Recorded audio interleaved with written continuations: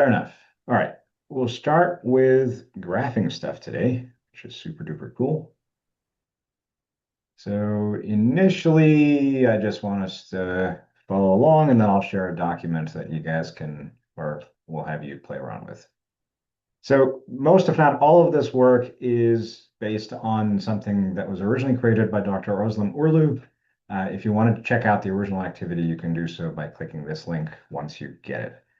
Although I would encourage you not to do that until you've finished with the stuff on this page, because it has answers and you can see sources. So let's not do that. Now, if you want to create a graph in Doenet, you can use the graph component by just doing that. You have a component open graph and then close graph, and that goes there. And I need my cheat sheet. It's got to go here.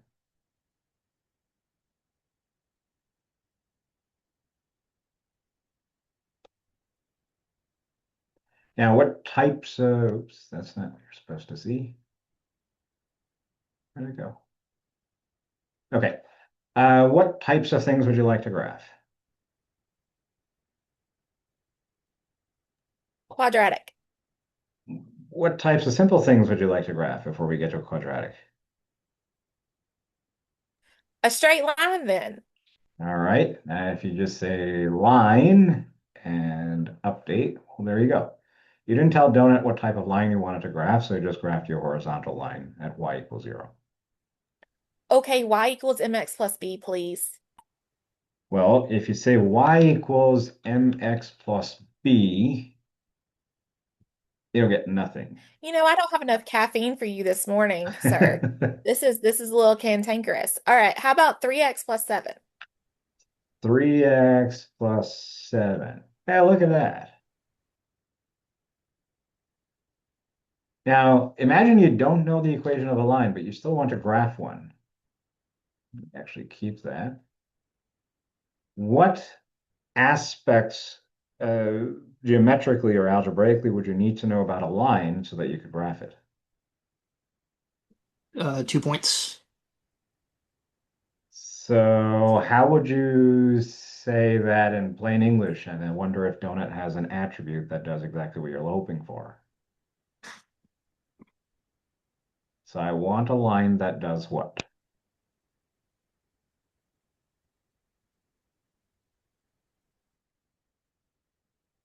Are you wanting it through two specific points or just any points on a graph? Well, I think Hayden said, or he motioned two. So if I wanted, what attribute do you think would allow me to have a line that passes through two different points? If you had to pick. Go from point to point. Go from, that sounds too long. From to. No.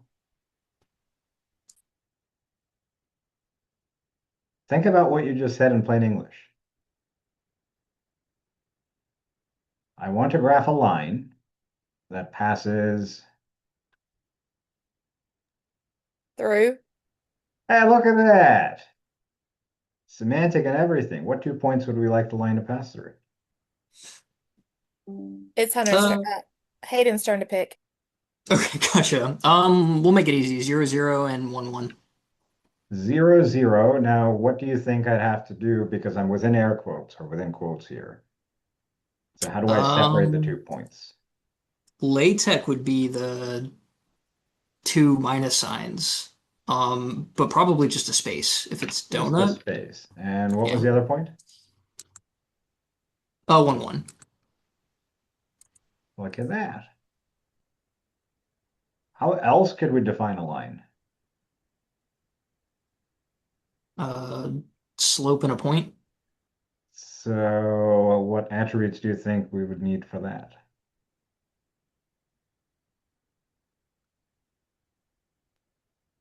The word slope. Look at that. I'll pick a slope of 4, and I need a point that it passes through. So what attribute do you allow us, or do you think would allow us to make a line pass through some point? Point. Or just through again?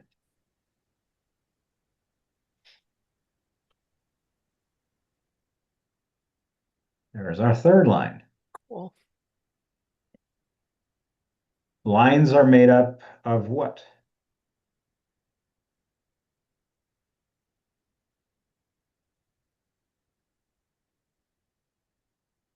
Points. Maybe we should graph a point. Where should this point live? -3, 4. Look at that. How do you think we would give this point a label? That, well, yeah, I can see that it's at -3, 4, kind of, not really. I can hover over it and then the thing pops up. But how would you imagine maybe putting something underneath or on top or off to the side that has the coordinates of the point listed on it?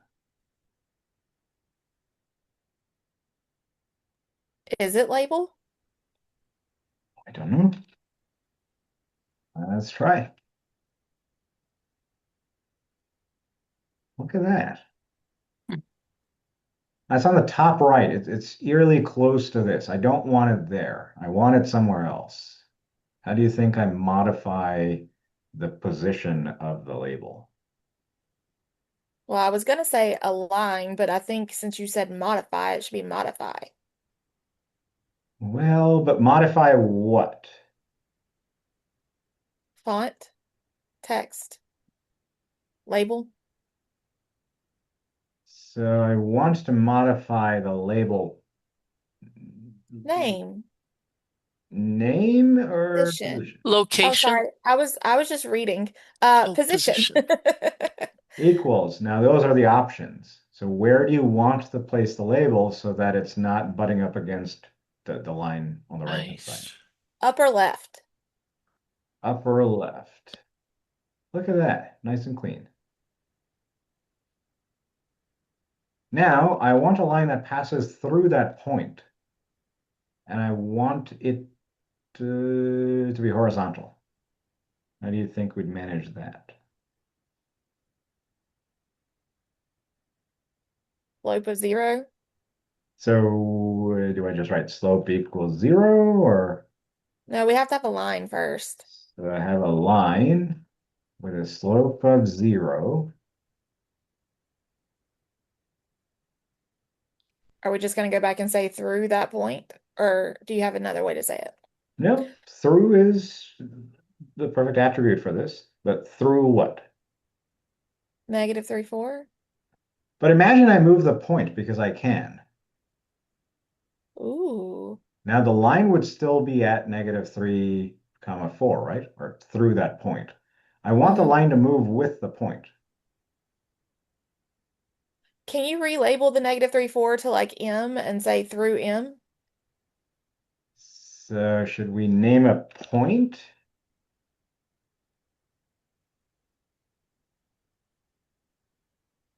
And if we think back to what we did yesterday, how do I refer to this point?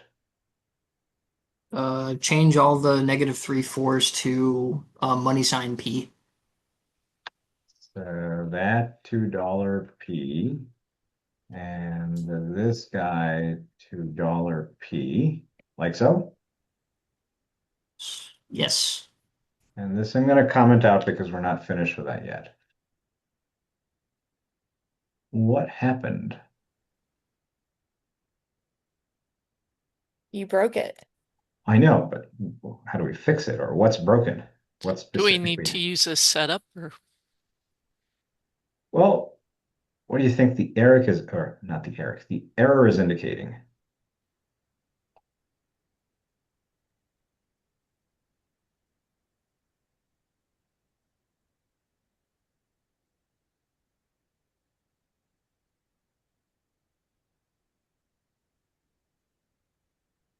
oh, we need to It select P. What does that mean? Perhaps have an input for P somehow, or create a value for P before we get started. I agree with the second part. That P is not defined, and we're defining a point named P, and then we're saying that the label is coming from a point named P, but we never defined it. We Mhm. never told Doenet what the values, the coordinates of P were. So where do you think we should modify that? Well, too many of these dollar sign P's are bad. So one of them should be modified to the actual coordinates for point P. The first one?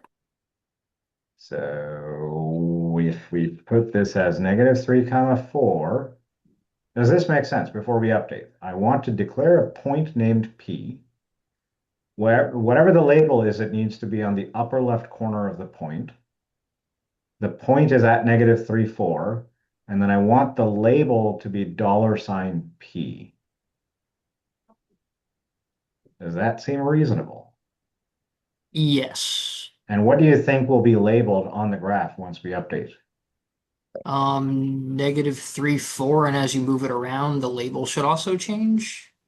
Let's see if that happens. Ugh. Still circular dependency. And if there's this red squiggle underneath here, and there's a circular dependency. Have we still even labeled the point to be able to be moved like that? Well, this is the labeling of the point. So maybe we'll put this aside for now. And there's our point. Can you just try? That's actually supposed to work, but it's not. Can you undo that and do p.cores? I'm just curious.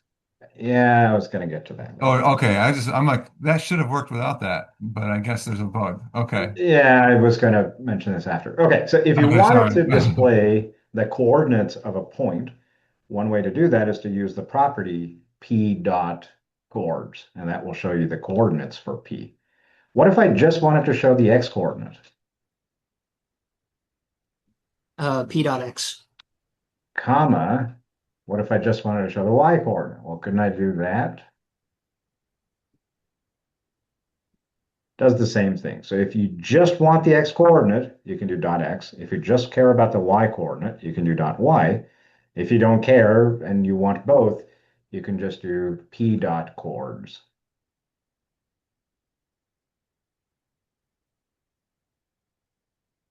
Fair? All right, so now I want us to have a horizontal line that passes through this point. And before we do that, you'll notice as I move the point around, the coordinates change because the label is now depending or calling to whatever the x coordinate of P is. Hmm. So update this. This is obviously not finished. So we want a horizontal line that passes through whatever point P is. So what should I share here?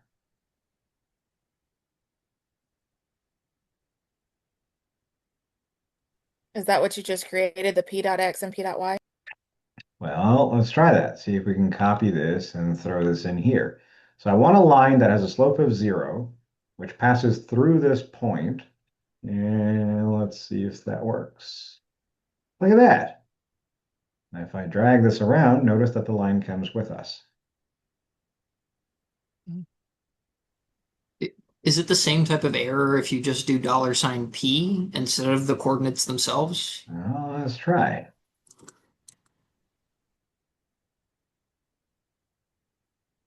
Hmm. So this is actually what I do. The labeling is sort of funky, but if you have a point that's defined, you can just say $P for that point. You don't have to overspecify through p.x and p.y, although you can, as we've just seen. Now, what if I want the first line that we defined, not this one, the one in line 3, the second line, to go through the origin and through point P? What would we need to change? We'd need to change 1, 1 to either, well, just $P or P.x, P.y, but wouldn't that need to follow? Oh, I guess not. Okay.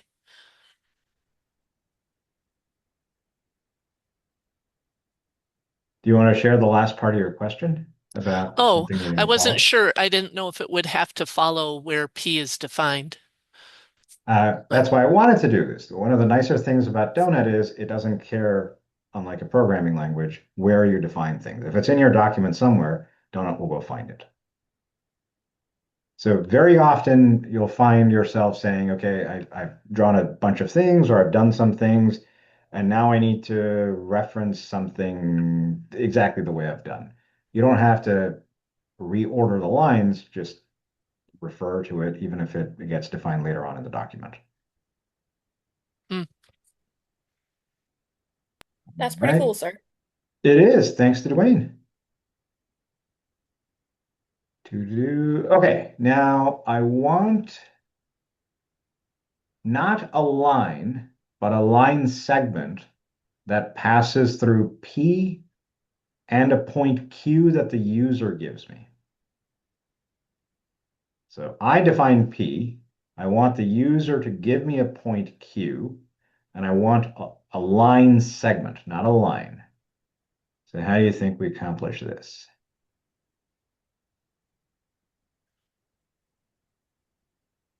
Well, we would need an input somehow. All right, so that should probably go outside the graph. Please give me a point. And how do we ask for an input of a point? Math input. Math input. All right, so that's a point. 3 comma 4. But what do I do with it?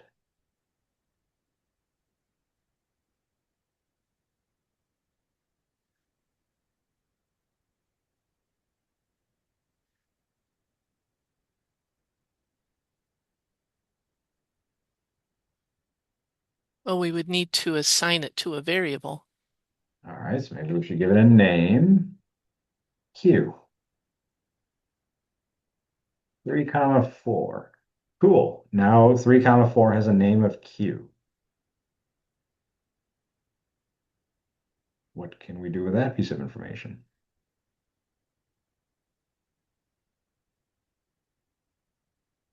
Well, would this one be line instead of through? Would it be line from? Well, let's try typing line. What Oh, line is... segment. Ah, Okay. so instead of a line, which goes infinitely in both directions, a line segment has 2 endpoints. So how do you think you define the endpoints of a line segment? True. Huh. So if the autocomplete doesn't work, that means that that word you're looking for is not an attribute of that component. Oh, handy. From then would it be from? From, no. Nope. A line passes And through, endpoints. a line Endpoints. passes through, well, points, but as Aaron said, a line segment has endpoints. Look at that, endpoints. What are the 2 endpoints for that line segment we wanted to make? P and Q. So $P, $Q. Okay. Where is that line segment? You haven't given it, the user hasn't given it yet. Ah, okay. Where's the line segment now?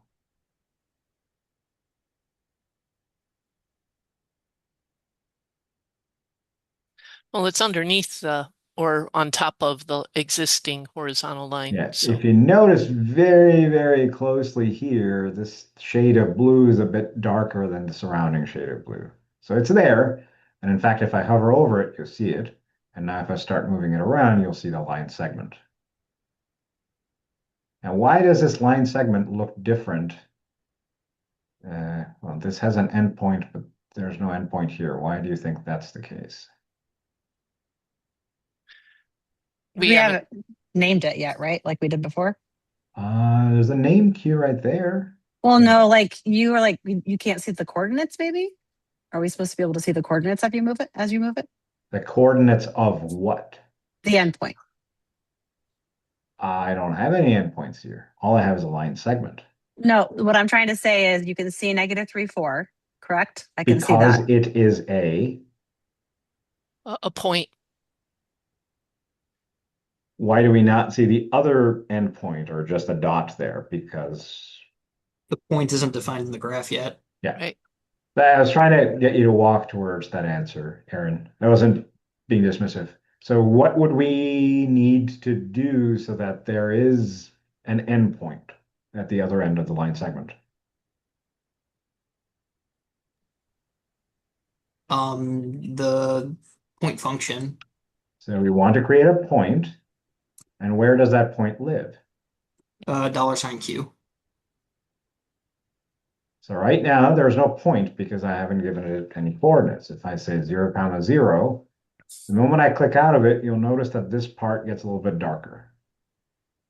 Not only that, there's also another point there because there's an actual coordinate set for Q. And now I can yank Q around. Are we okay with points, lines, and line segments? You can get very far with just those three components. I'm gonna ask my crazy question. Can I change the color of the lines? Dwayne? That's not a crazy question. I have the same question. Well, Same no, here. Anurag already knows me. He knows that I like color, and we've already had this discussion about how much I like color, but it's not actually accessible as it should be. So I don't know how much color we actually have to deal with. There are things above my pay grade, and Dwayne's in charge of them. I don't know when things will be implemented, so I will let him answer while I drink water. Well, we have currently we have six. How many different style numbers we have to find? 6. So we're currently there's a predefined set of colors. Everything's defaults to style number 1, but if you change it to style number 2, you get whatever the current definition for style number 2 or 3 are. So you can, that's one way to change the color. Well, it's the only way to change the color is by changing their style. Now there's a way to override the style definition. I don't know if we want to go down that rabbit hole right now, but I do not, but as long as you give me more than one color, I think I'm okay for right now, Dwayne.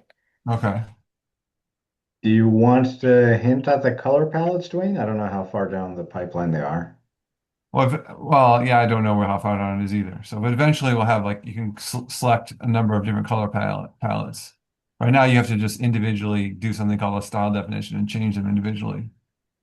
But we'd like to have a number of style palettes that are all accessible and color, helpful, colorblind, accessible, things like that. The current version is the colors are colorblind accessible, but we'll give you some other choices eventually.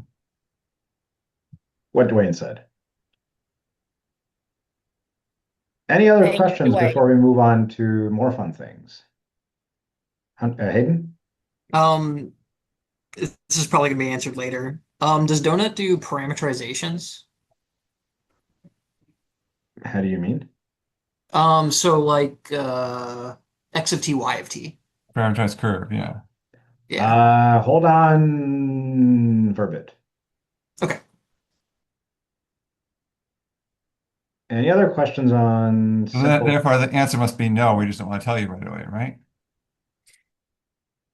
Never say no, Dwayne. Have you learned nothing from Disney? Well, I will say that I just want to I don't have a question, but I apparently did not put the line segment within the graph. And so I could not figure out why it wasn't showing up, but I figured it out. So, so be careful about making sure things are in the correct order. Yeah, so line segment, point line, you can actually define them outside. So if I were to call this name equals Aaron, and then I graph Aaron inside, Oh, then it'll work. Okay. then you can do Yeah, that. because I couldn't get it to show up, but I moved it. So yeah, okay, that makes sense. So oftentimes, this might be giving away some tasks for later. You might want to create some graphical things that don't need to be graphed, but Donut just needs to know that, hey, there's a line segment between these 2 points. There's no reason for you to graph it. And in fact, I will stop talking. I might be giving away too much. Questions so far? Are we good? All right. Some other shapes. In the interest of time, I might hold on to the keyboard for a little bit longer and then let you guys loose on this stuff. So a polygon, well, generates a polygon. And again, it will only show up as one if you put it inside of a graph. So what component do you think generates a polygon? The word polygon. Excellent. How do we define a polygon? By the number of sides. So what attribute do you think that would be? Side. No. Number. No. What's your hint? Well, it's obviously not the number of sides. Obviously. All right. Vertices? Hey, look at that. Vertices. What do you want the polygon to go through? What vertices? Mm. We'll make it a square. 2, 0, 0, 2, negative 2, No, let's 0, not make it a 0, negative square. 2. Fine. I'll just pick. So what am I going to make when I click update here? A triangle. There it is. And could Nice. I Oh, drag these sweet. vertices around and ask for students to make an equilateral triangle? That does something. Hmm. Well, that's how you make a polygon. But notice that maybe an assumption that I might have made is that if I'm starting with a number of sides, perhaps we're thinking of a regular polygon versus just a polygon in general. And we'll throw in another vertex. So you can do these weird things as well, where the points don't have to be in the exterior.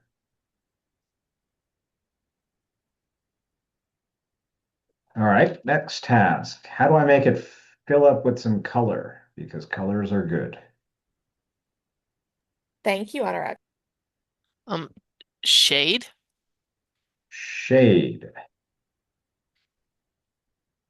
Fill. Doesn't look like it. Oh, Phil. Yeah.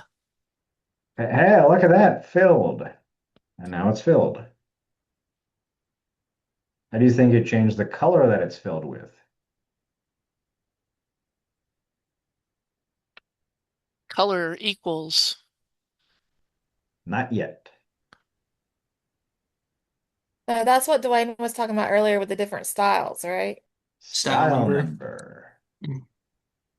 So if I make it style number 2, now I have a red triangle or a red polygon. 3, I think, is orange, and so on and so forth.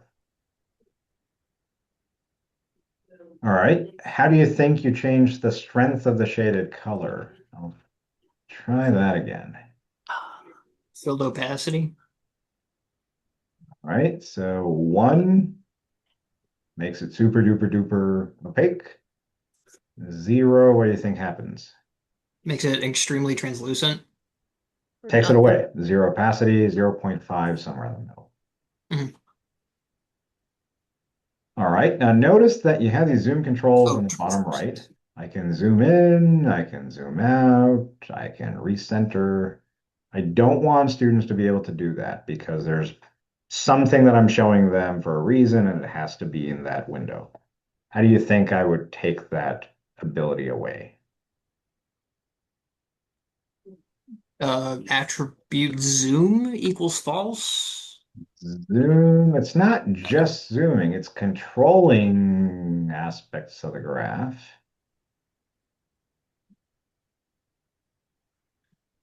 I'll give it I away. felt This like I one's, hadn't. Oh, okay, never mind. wait, Control. what? All right. Am I modifying the graphed way? Oh yeah. You're in the polygon right now. So this is just going to modify the polygon, but if I want to modify the behavior of this stuff, that has to do with the graph, not necessarily just the polygon itself. So it needs to be under the graph. Yep. Okay, graph command or tag, whatever we call it. Show border, what do you think that does?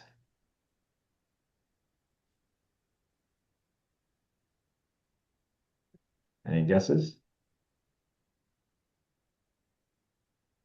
Just takes off the outside. Yeah. And what what do you think show controls equals, oh no. Does it show navigation, Dwayne? Yeah, although you actually want something else. But that will do what you want. But go ahead and try it. I think that's one you're thinking of. I think it was, yeah. So show navigation takes the controls away. Right, But yes. you can still, can you drag it, move it around still though? That's okay. I just didn't want students to be able to zoom in and out. Okay. We'll do something later. Okay. Um, Now, next task is, can you make it so you can't drag the polygon around? So right now I can move the polygon itself. I don't want students to be able to do that. I want the polygon to be fixed in place. I was about to say fixed. Now, is the graph being fixed or is the polygon being fixed? The polygon, sir. And indeed, that fixes the polygon. But notice that the entire graph is still movable. What if I want everything to be fixed? Then you gotta Same do it thing, to but the in graph. graphs. Mhm. For the graph, if I use the same attribute, then nothing moves. I am trying, but nothing's moving. If you put the fixed attribute on the graph, you don't necessarily need it on any of its children because everything on the graph is fixed. So you don't have to say the polygon is fixed and the line is fixed and the point is fixed. So this would be essentially just a static graph, or yeah, nothing moves. If you're just trying to show students a graph of something, then you probably want to pick fixed for everything here. Can you make polygons that you like, fit together like a puzzle, so like you can drag the polygons around? Tangrams? I'm assuming you can. Similar to tangrams, yeah. I think the answer is yes, Dwayne. Yeah. Yeah, you can apply, you can make them rigid and then you can only move them and rotate them. Okay, And then and there's something called sticky things that lets them stick together, stick to their edge if you want them to like stick together. That's why I did a tangram example. I used something called sticky group. That's what it's called. cool. All right. Any questions on polygons? All right. Moving on. Rectangles. If you had to guess, what makes a rectangle within a graph? The word rectangle. Yay. That's a rectangle. If you don't tell Doenet anything about it, it's going to make you a unit rectangle. Now, that's obviously not a great rectangle. How do you define a rectangle? Are we using our vertices again? We can determine what the vertices are. What else? How else could we define a rectangle? The area? Doesn't look like Nope. it. Length or width? No. Nope. Width. Oh, there is a width. Oh, there is a width. Maybe height. Ah, oh, look, there's a height. Hmm. Now listen here, you're combining triangle language and rectangle language together. I don't know if I like it. You can blame Dwayne for that. I have no part of this. Dang it, Dwayne. You want height to be width or length? Yes. But then Hmm. that might be a problem when I'm defining apparently. Oh, is there a triangle on our little thing? Can we make triangles too? Because if we can't make triangles, then height, oh yeah.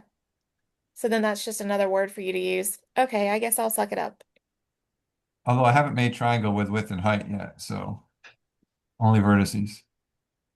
Oh, You'll have to ask me to do that and then tell me how it should work. Because orientation matters there. Right, exactly. So I'm not exactly sure how to do it or how to define it. Okay, how about filling this up with something? How would we accomplish that? are we still doing the field? Yeah, that does it. So we have this. Now I want to make a square that is not draggable. How do you think we accomplish that? That rectangle is fine. Fixed again. What is fixed? Oh, sorry, the rectangle is fixed, sir. but I want a square. Oh, helps if you read. Well, let's make another image. Can we do two at one time? Yeah. What am I making? Square. Oh, somebody didn't put a square in the list. But they did. It's called a rectangle. Okay, fine. We already have height with our length and width. We might as well call a rectangle a square. You're inside the rectangle right now, which is why it doesn't accept rectangle. I don't know if you. Oh, Oh shit! Shoot. Ah. Ah. I hate it when I do that. come on, Dwayne. Taking away all my tricks here. I know. Do six for both width and height.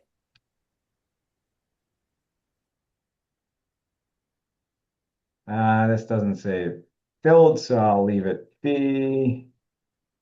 And now I can do this. But I don't want to be able to do that. So we would call it fixed. We could. Is there another attribute that you might think of or another word? If I, Origin? well, I don't want it to be draggable. Oh, just kidding. How Is about there a not? draggable? So I can't pick it up and move it around. Can you move the other one? Okay. All right, now both of these share a common vertex at the origin. I don't want that to be the case because we define a width and a height. Now, it would be kind of silly if every single rectangle and square you wanted to draw had they were all overlapping by sharing a vertex at the origin. That kind of make for bad graphs. So how do we move the square somewhere else or maybe move the rectangle somewhere else?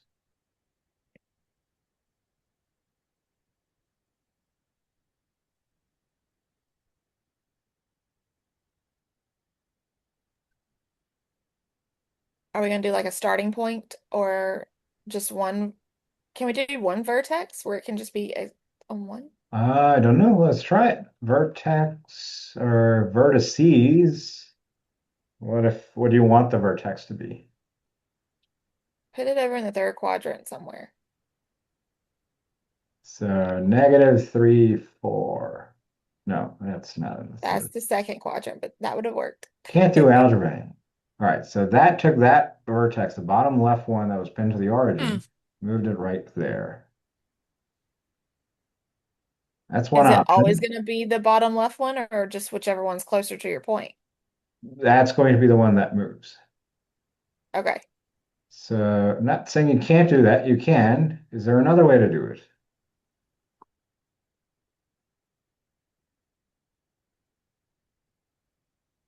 I'll give it Drag away. it where you want it. Duh.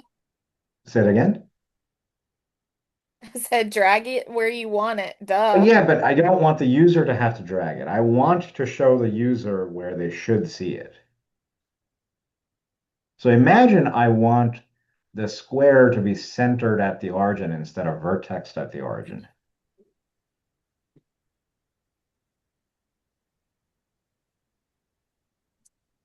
I Do use the you have a word that we command that is typically don't center? use with squares or polygons or squares or rectangles. Would there be an attribute for rectangle like center or origin? Ah, look at that. Center. Okay. Huh. So you pick the center and then you tell Doenet how wide the rectangle needs to be and how high it needs to be relative to that center.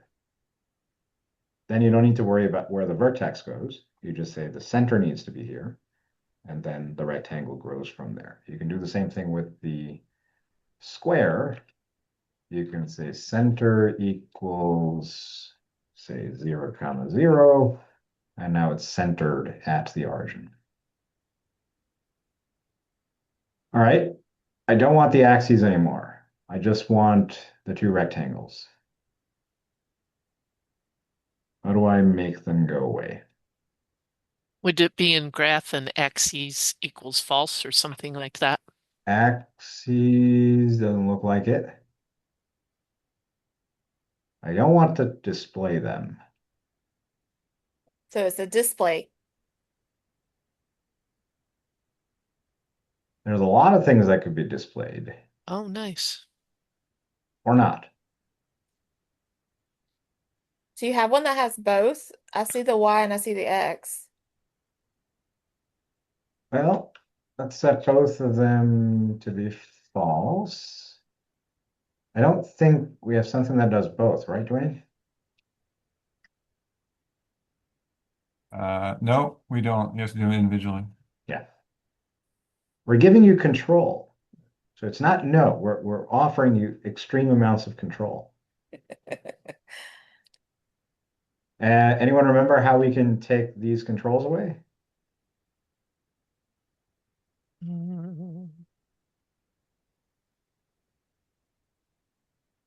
I don't Who's in want the to graph? show something. Yeah, some things are show and some things are display. Don't complain. I'm not complaining. I'm thinking about it in my head, though. That's You all. just have to guess whether it's show or display, whatever I thought of when I made It's that. not guess, Dwayne. It's an adventure. You'd be fired at Disney overnight. Show, there's either a border that you can show or you can show The navigation. navigation. Navigation was the false thing. False, You want yeah. people to be able to zoom in and zoom out. I did notice you had the X and Y where the tick marks can go away and not the whole entire Yep. axis. Okay.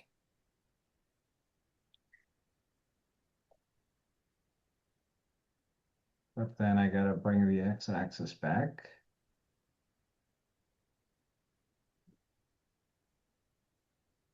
So the labels are gone. The x-axis is still here. Can we make the ticks disappear as well, Dwayne? I thought that was a new thing you made. Ah. Now it's just a line. Nice. Do we want to do anything else with a rectangle or a square?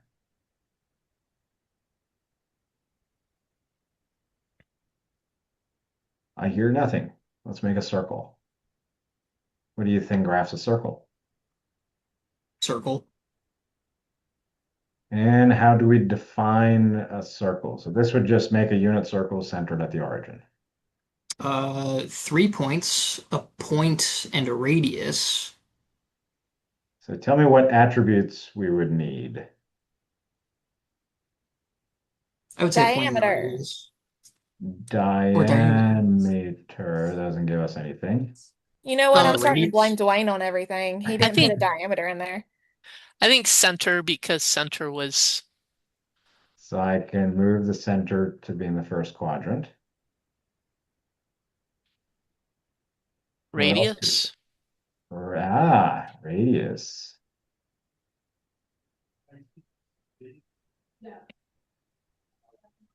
What else could we do? Shade it. Shade it. So how would I do that? Fill, please. I have a filled circle.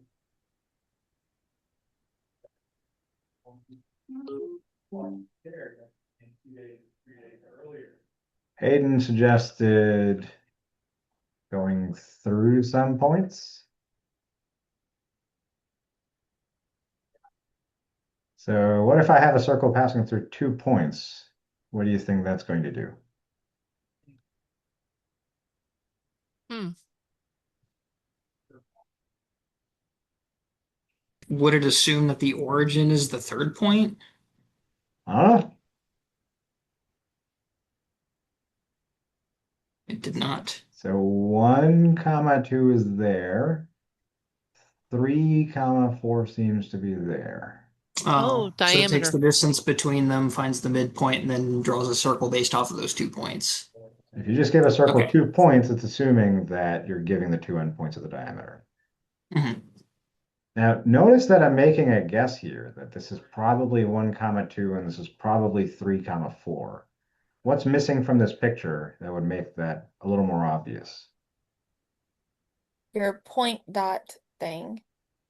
Sure, I can make a point, but imagine goes somewhere else. What about the graph am I missing? Labels. Okay, that's not the True. right word, I know, but just saying. Would you be happy if you purchased a book of graph paper from Amazon and you got stuff that looks like this? Oh, the lines.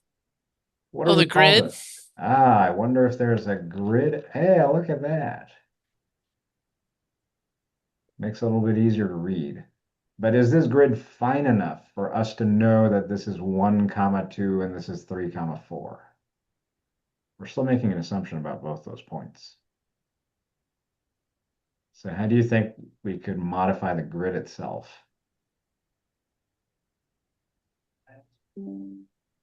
Set it equal to a number so it knows the number of ticks. So like So just grid 1? equals to, yeah, one or, oh yeah, one in this case. Well, that doesn't work. Hmm. Hmm.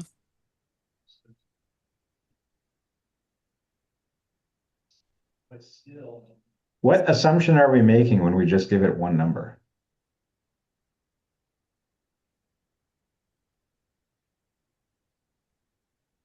That's how big the box is. That the X and or the horizontal and vertical are the same. How could we indicate that to Doenet explicitly? Don't make the assumption through that, but explicitly, what would you need to say that each box should be 1 unit width and 1 unit high? Or the width and height should both be 1 unit.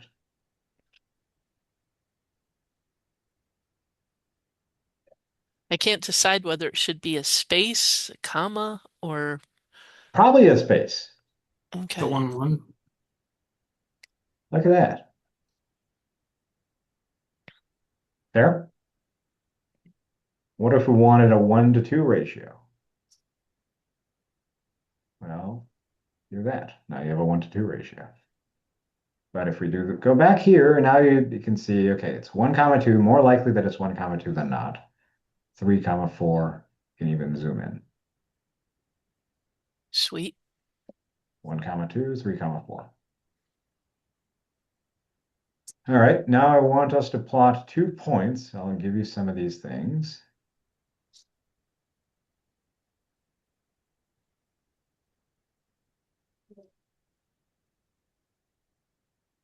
Whoa. That hasn't happened in a while, Dwayne. What happened? It skipped to the top here. Just move your cursor to the top. Yeah. Because it still happens once in a while. So that's a point, and we need it labeled. And now I want another point.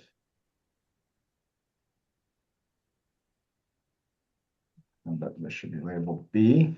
Okay, so I have 2 points, A and B. I want to make a circle that passes through these 2 points. How would I do that?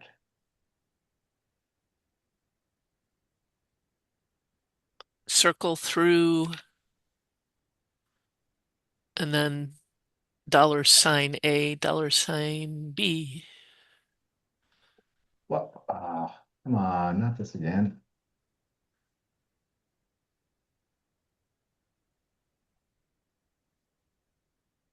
Look at that. Now, are points A and B fixed?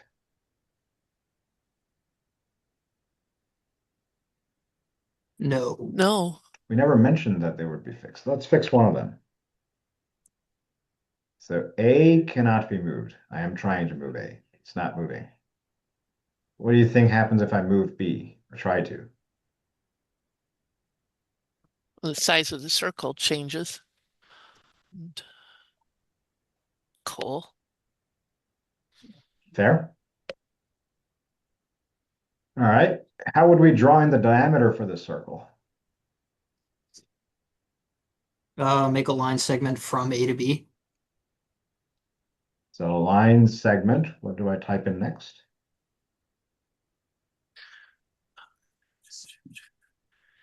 Endpoints. Oh, Endpoints, that's not right. through. A, Keep forgetting that. B.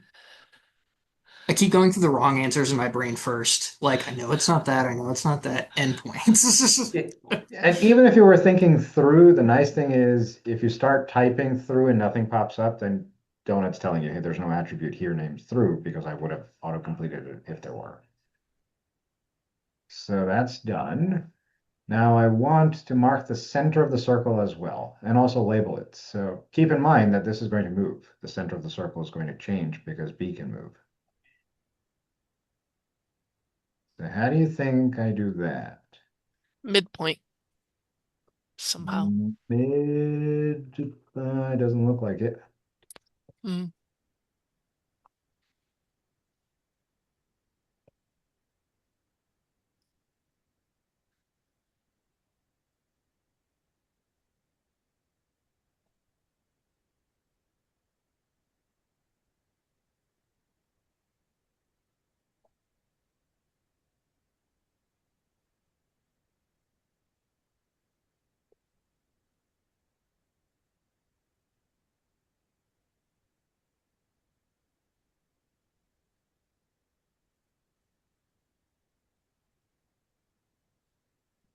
I'm sorry, I was taking notes. What was the task again? It's number 4. Can you Oh, okay, also gotcha. mark the center of the circle and label it? You can take the midpoint between A and B, and you can define a new point C, So I need or a just midpoint. point named C, and what am I doing with that point? Using math, you can do A plus B over 2. I'm assuming? So math, you're saying A plus B over 2, like so? Yes. Yeah. Hmm. Dwayne, do we need math? I can't remember. You don't need the math. It doesn't hurt. So I was doing this with individual coordinates. So I was adding the x coordinates of, or I was doing computations with the x coordinate and then doing computations with the y coordinate. This Dwayne showed me maybe a month or two ago, and I was just like, I don't know why I didn't ever think to do that. So yeah, you can find the midpoint, which is adding the 2 points and dividing by 2, which is not what you're doing. You're adding the x coordinates and the y coordinates and taking half of each. And we also need to label it. So how do we label point C? Because A and B are labeled. And you'll notice that Label the C. center moves around. Mhm. Label C. So label C for center. Oh, Cool.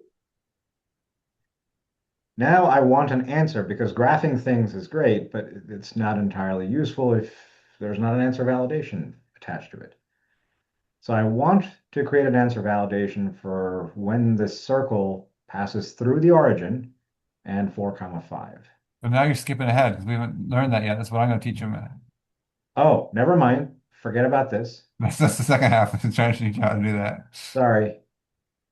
I should have looked at your thing, but I was running late, so I did not. I mean, I'm priming you guys for Dwayne's stuff soon. That's right. Yeah, yeah, yeah. It's all an act. Okay, now you can also graph functions, and you can also do symbolic evaluation with functions or numerical evaluation with functions. So how do you think we would graph the function f of x equals sine x? use the function um, function function tag. I keep wanting to call everything a function. Um, and then just say sine x.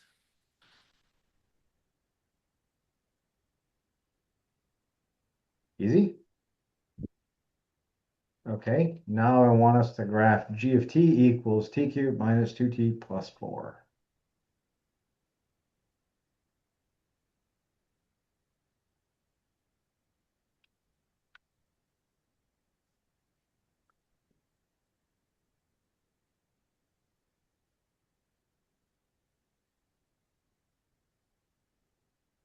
How do you think we graph that guy?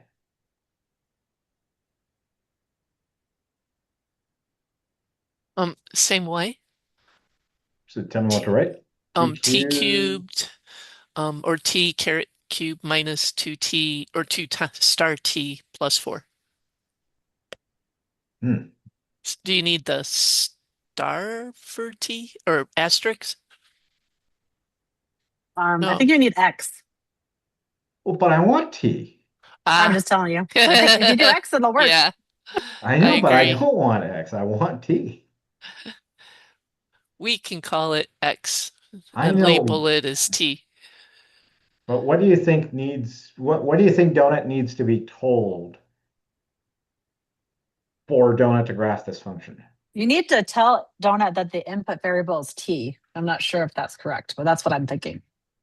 So should I tell it input? No, that doesn't work. You got to define it. Dependent or independent? Independent? No. No. Oh, Horizontal? Donut, what does he want? Variable? Hey, there you go. Okay. Not getting rid of that asterisk. It bugs me. Oh, then it's not The needed. asterisk Okay. wasn't the issue. Okay. You can have it And though. That's we can pretty attach original. a label to it, G of T, and there it is. I was going to say, it doesn't really matter until you put a label on it, right? Because students don't see it unless you Yeah. show them. All right. Now, the next thing I want us to graph h of x equals negative x squared plus 4. This one I'll just say, do we have to explicitly say variable equal x?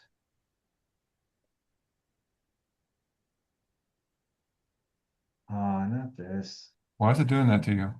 I don't know. I thought this had gone away.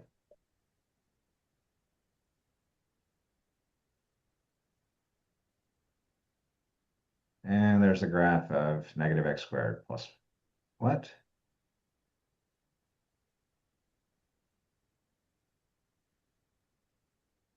Something weird's going on. Yeah. I wonder if it's this code editor thing. All right. Well, we'll chat about it later. I have hypotheses. All right, now notice that you have labels on these things, but what happens if you didn't? How would you distinguish these three different things? The labels are in inopportune places. Just, I don't know if h of x is talking about this cubic or Color? imagine someone's colorblind. So you, Can you could do that, and that's probably better than nothing. Dotted lines versus some, I don't know. Trying to So think of you where I've can seen it before. change the style numbers. And I think I'm giving away some of what we're talking about tomorrow. But that's one way of distinguishing between F, G, and H. What do you think the attribute is, if you had to guess, for making something dotted? Dot or dashed? Dash, no,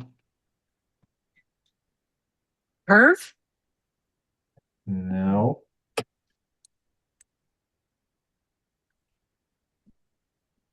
Line? Yeah, they're not lines though, so that's why.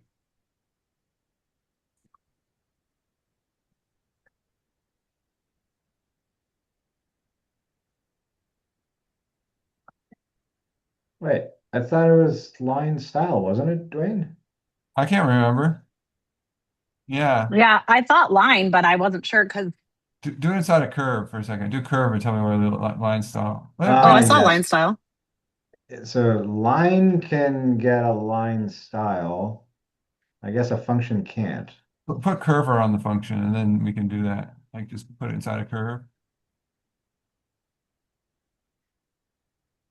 Apparently I didn't add it to the function. So Line style is going to give you different strokes.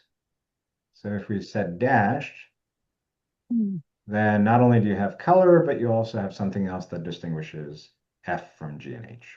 And you can't change the thickness, or you can. Line width. Okay. One makes it very thin. Oh, 19 makes it a path. that looks like a snake. This is just me being silly. Whoa, cool. That's like art right there. Yeah, it is. Yeah. All right, so can we change the strength of the shaded color? This was not meant to be here. I think this was where I was panicking and copy pasting things. We're supposed to change the aspect of the line to be dashed or dotted. And this is not supposed to be a polygon. How do I make it so that, so notice that the functions aren't draggable, but curves are. So that's one thing that if you're looking for students to maybe graph a function of x squared, and then you're doing things like move this guy so that the vertex is elsewhere, you can't necessarily do that with a function because it would mess with evaluations and whatnot. What else is x squared called that would make sense Uh, within a graphical environment? Parabola. Ah, if I just have that, graphs the regular parabola. What if I wanted this parabola to live somewhere else? What would that mean? You would want to change the vertex to a different coordinate. Vertex 4 comma 5, and now it moves somewhere else. And come on. I still can't move it. I was surprised. I figured you could. Nope. Okay. I Apparently think you it's good that you can't because this is one of the tasks for the end of day today. can't. Okay. I'll give it a hint.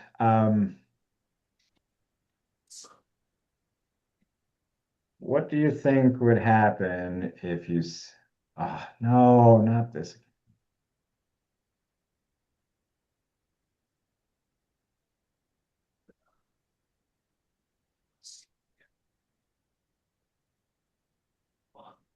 What do you think will happen when I click update here?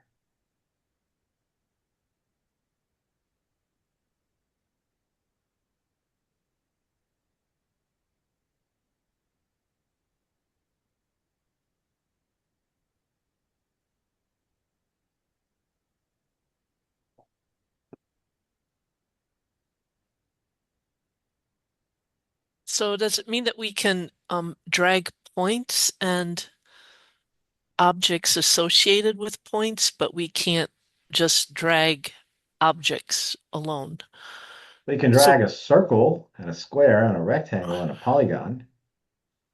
hmm. We can drag objects if I figured out how to do it. So right now, this is how you grab a parabola and you move it around. You weld a handle to it. Now, the handle doesn't have to be the vertex. You could have said through 2 points, where then you could drag those 2 points. So instead of the vertex, what if it was through the vertex and, well, through that point named VER and the origin? So it passes through the origin. That I can't change, but I can grab this handle and I can move it around. Or I could have defined 2 different points. Call this point Q, call this point P. Ah.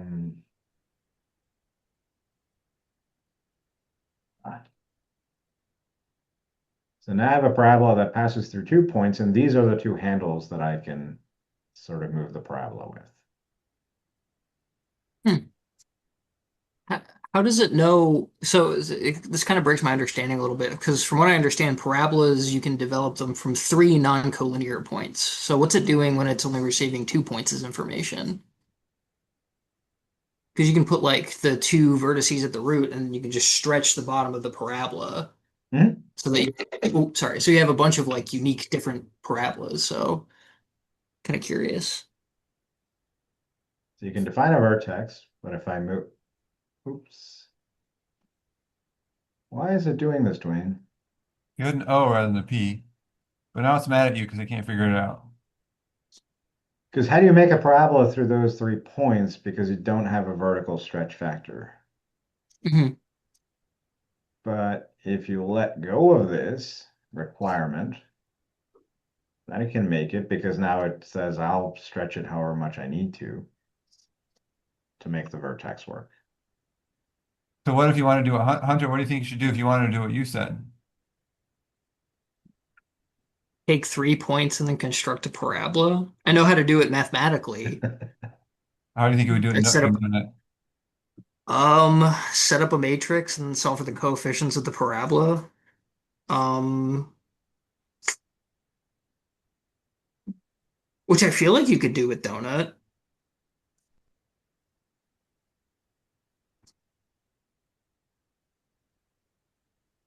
This is my hack.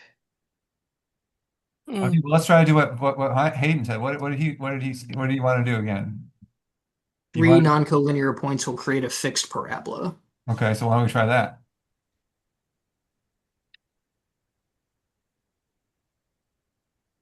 Don't say nothing, Dwayne.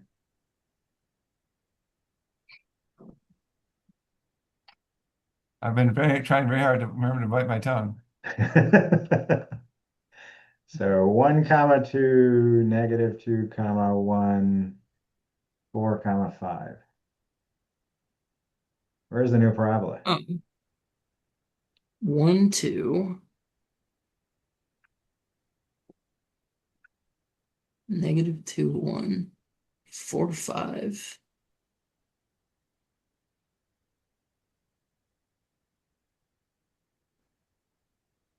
It only seems to have one of those points, not the other two. Uh, 4, 5. All right, let's see. Yeah, and that's it. 4, negative 5. Now it doesn't have any of the points. These 2 points are the ones that I gave P and Q. Where's the parabola through these 3 points?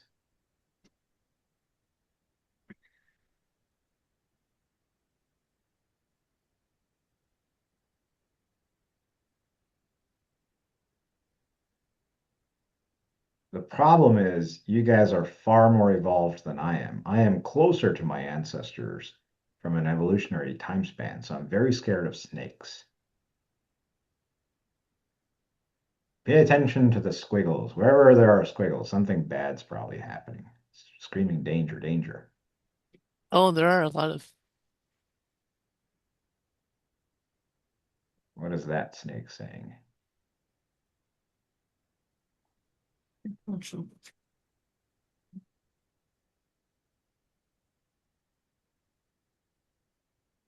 That it can't do what you're asking it to do.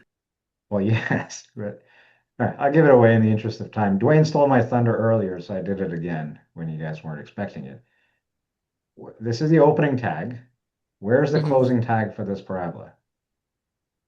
Oh, Way down there. Okay. So 2 things. Either place that there, and now notice that the snakes are gone, Okay. or take this parabola, right, and push it outside the old one. Okay. So it does do it. 4, -5. All right. Perfect. So for when you're only giving it 2 points through P I didn't give it 2 vertex, points. I gave it 1 point and I gave it a vertex. Yeah, but make it two that is points again. different.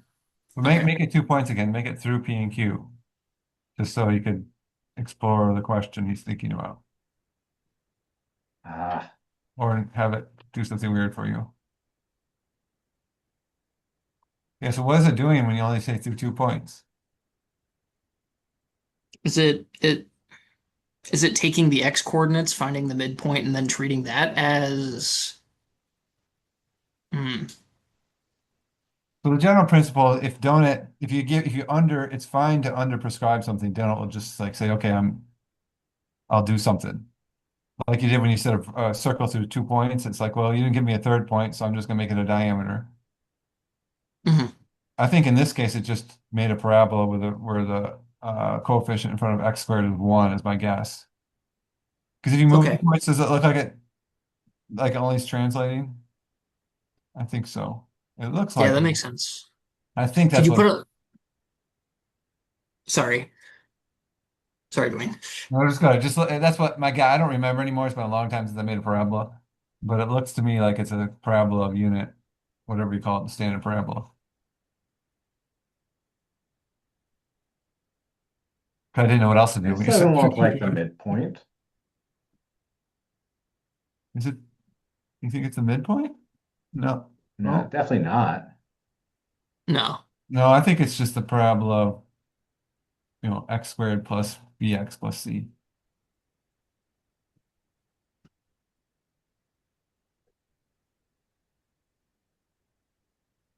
So no leading coefficient or a leading coefficient of one. Okay. I think. I mean, that's what it looks like to me.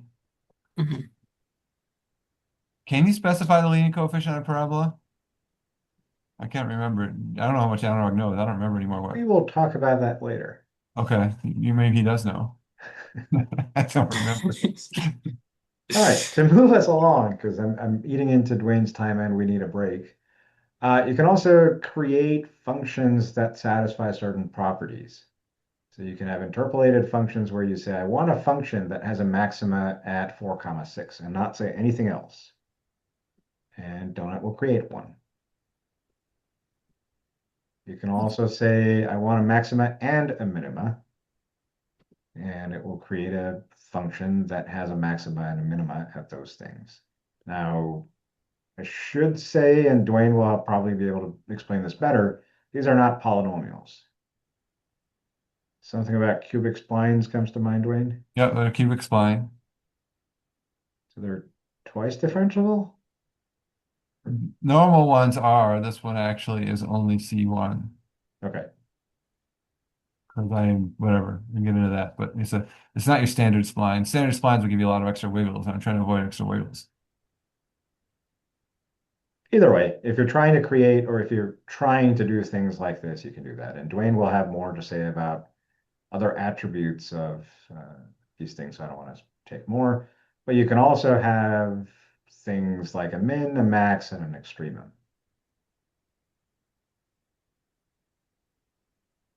I'm skipping over this just as an example, but Dwayne will have you guys do more of this stuff with later.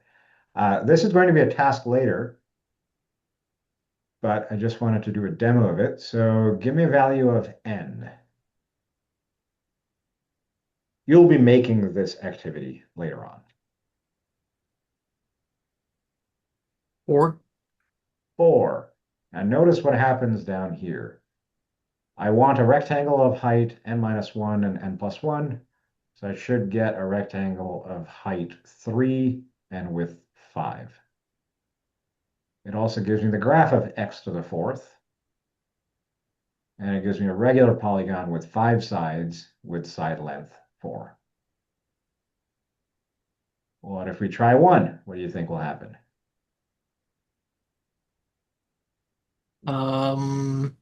you just get a line for number 2? Because there's no height. We 3 is can just a graph x to line. the 1st. Mhm. And there's a 5-sided regular polygon with side length 1. Mhm. What do you think if we do negative 1? Hmm. Does it make like a negatively oriented rectangle? I don't know. So it would be width -2 or height -2 and width 0. So yeah, all right. Negative 2, weird things will start happening. Hmm. So a height of -3 and a width of -1. I had no idea that worked on a rectangle. Okay. What do you think Is there happens to like the an graph of x to the n? Do you expect to see uh, something or do you expect it to does break? it just whatever x squared? Square reciprocal. Mhm. What do you think happens with the polygon? Uh, opposite orientation, I imagine. Yeah. Yeah.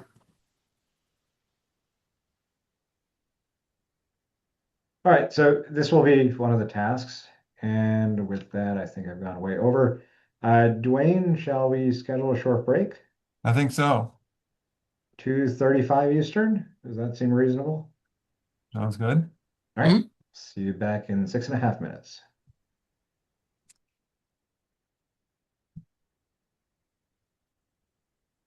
Welcome back, folks. I forgot to mention this earlier. I'm just going to show a quick demo. So here you can see a point named P. Ignore this part for a moment, but the point lives at -3, -2. So that's the point right there, -3, -2. And then there's a parabola that passes through that point. And in particular, it has a vertex at -3, -2. Now, maybe take a look at what happens on this side for a moment. What do we observe as I try to move this point around?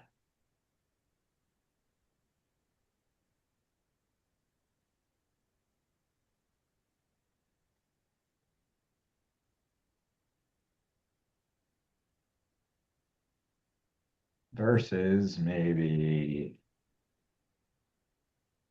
The motion's not continuous, this supposedly. is one point, Hmm. and consider what happens with this point. Yeah, the movement's not continuous. So, So so it looks like there, it's not quite on the grid, but it's related to the grid, how it's moving. I'll give it away in the interest of time. It is sticking to the grid, and the way you do that is by adding this as a child of the point. So if you tell the point to constrain itself to the grid, it will only move on the grid lines. Okay, but it's a little confusing because your grid is actually a size of 2. So it doesn't know about the other. It's saying it's constrained to a grid of length 1. Ah, Oh, there we go. Now they match. now you can, sorry. Okay. So But you'll see that it's it actually does stick not to, smart enough to realize the grid, what grid is actually there. whereas this point can move to these strange decimal spots. And the reason why you might want to constrain something to a grid is if I need to get to -4 comma 3, you'll notice it's very, very difficult to get exactly to that. And obviously this is going to lead to frustration. So there's a couple of different ways. You can either say, okay, just stay on the grid, or Dwayne will talk about something else. But this is one way you can say, okay, move this parabola so that it's, translated by some amount. And when the student ends up to here, then you can say, okay, you placed it in the correct location. But if they placed it like there, then you can say it's incorrect.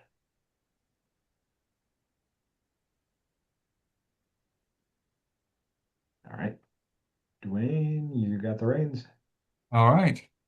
So now we're going to actually learn what Anurag just did about the sort of how I can make it give the student credit only if the point's in the right spot.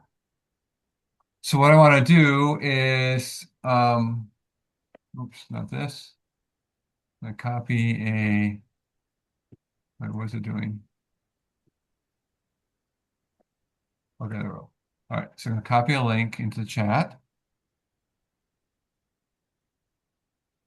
into an activity. So you'll want to take that activity and you know how to either copy it into the scratch pad or to add it to your own activities. We've done this before, right? So you click on the add to button, I think it's called.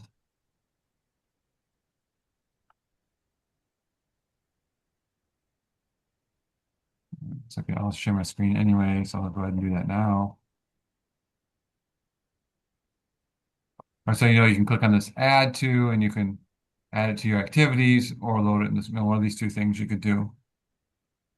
But the point is you're going to want to be able to modify this thing because um, it's broken. And all right, we'll have to fix it.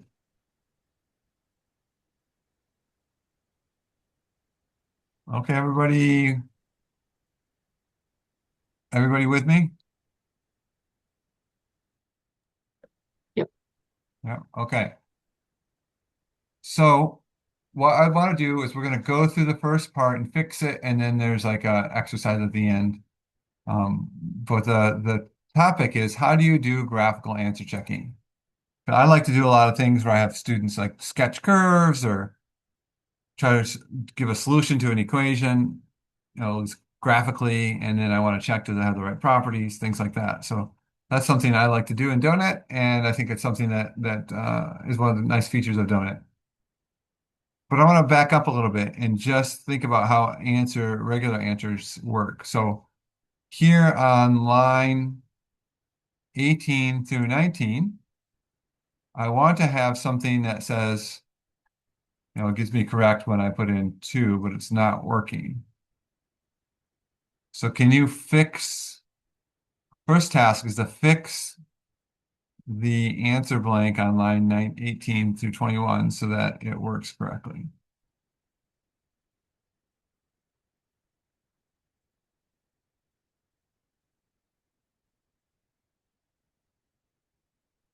So is it correct if you put 1 plus 1? Let's not worry about that. Yeah. Yeah, let's Okay, just, well, no, I'm trying to understand what you yeah, wrote. yeah, sure, sure. You Okay. can, if you want, you can add a symbolic equality thing if you don't like that. Okay. But No, I'm sorry. yep. Never mind. No, Doesn't that's good. matter. I'm glad you mentioned that. Yep. I was actually thinking about that too. Like, well, I don't know. We'll see what you guys think. Okay, so what do I do?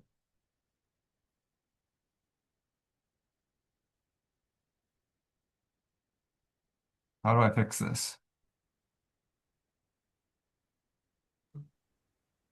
If you want, you can do symbolic equality under award Like inside it or in here? inside. Yeah, yeah, yeah. And do As an some attribute. symbolic equality. Okay. And then in the middle, you could do math simplify, simplify being the attribute to math. Uh-huh. What if I just want to do it in my head? I don't, what is the actual answer? 2. You're making it way too Also, hard. yeah, you can do that too. I could have had Donut calculate for me, but I'm lazy, I'm gonna do it. All right, so now 2 works. And 1 plus 1 doesn't work. But okay. So that's the way you've learned so far. I like to call this is like the shortcut way of doing Donut. It's where you give it the correct answer. And then in the shortcut, Donut figures out, oh, I need an input, and it sticks a math input in there for you. But let's do it the harder way. I want to just repeat the same thing, but let's say we just like to make things more complicated. So here, I have a math input already, and I want to make this award. If I were to put in award 2 here, it's gonna work, and I don't want to do that though. I want it to use this pre-existing math input. And so this is a new syntax, and it's the advanced mode for answers. And the way to do advanced mode for answers is you take inside the award, you put in a win, like that. And when you put a win in there, then Donut's like, all right, I know you're doing something advanced. I'm not going to put any math input or anything in there. But now you have to tell me when is the answer correct. And so I could put when true. If I do when true, then this button is correct. And if I put in when false, then it's always incorrect. So that'd be kind of dumb, right? But literally all you do is you have to put a Boolean condition in here. You don't want to put in literal true or literal false, because literal true means the answer is only correct, always correct. Instead, I want to put an actual Boolean condition so that when I enter the number 2 here, it's correct. And if I enter number 3 or anything else, it's incorrect. So how could I write something that references this math input over here?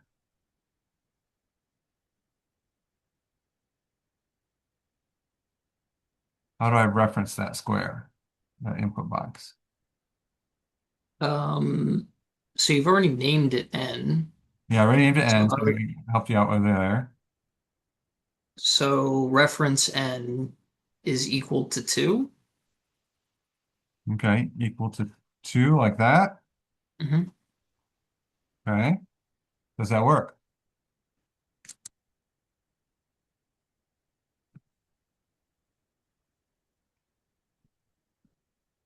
It does not.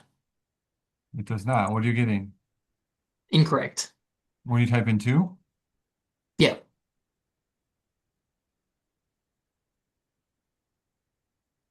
I get correct. Oh. Oh, my bad. I erased it. Okay, Okay. so now if I It two, works. if I type 3, If I type 1 plus 1, it's also correct. How do you think I can make it so that 1 plus 1 doesn't work?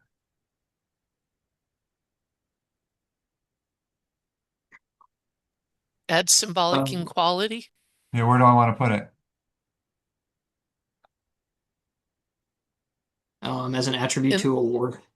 Attribute to award. Oops. Ah, symbolic equality. Now, 2 works. 1 plus 1 doesn't work. Make sense? I could also put the symbolic equality on the answer. Doesn't really matter. It figures it out. In fact, I could even put it on the win if I wanted to, but whatever. Because it's actually the win that's doing the calculation, and it is now wrong. But I like to put it on the award. I don't know, for some reason that makes most sense to me. Okay, does that make sense? So in this more complicated thing, I have to actually reference them. I have to put the math input itself, and then I have to write a Boolean condition that says when it's true. So I could also do, what would happen if I did n greater than 2? Think that would work?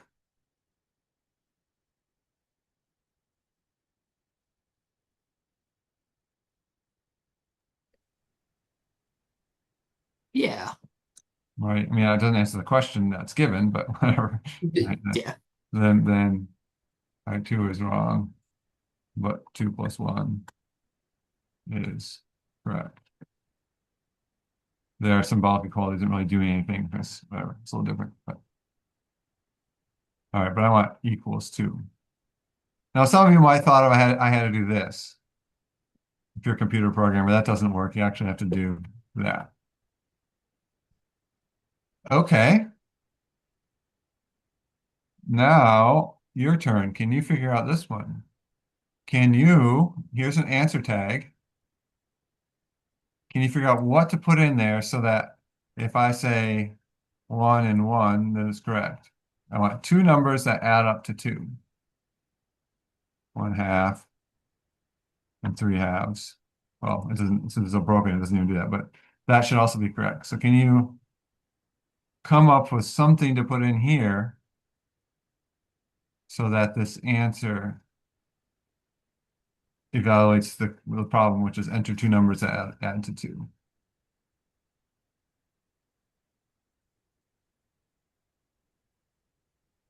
And I've already helped you out. I gave the math inputs. I named them N1 and N2 just to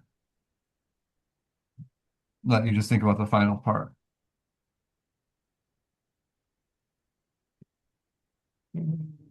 Award. And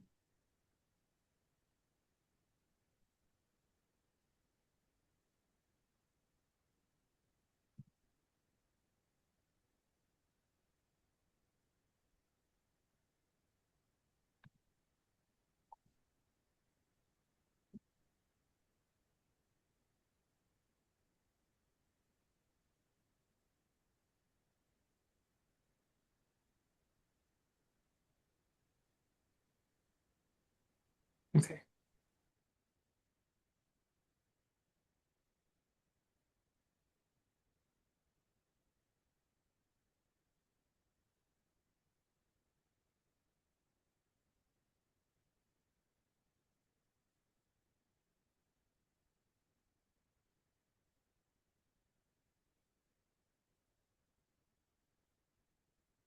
I just put when N1 plus N $ N1 plus $N2 and when, and it worked. Did you add anything besides a win, something else too? I mean, I don't think I did. I put it right under the answer and then right above the answer. That works? So you just did I did 1/2 and 3/2, and I did win. 0 and What if you try 5 and 10?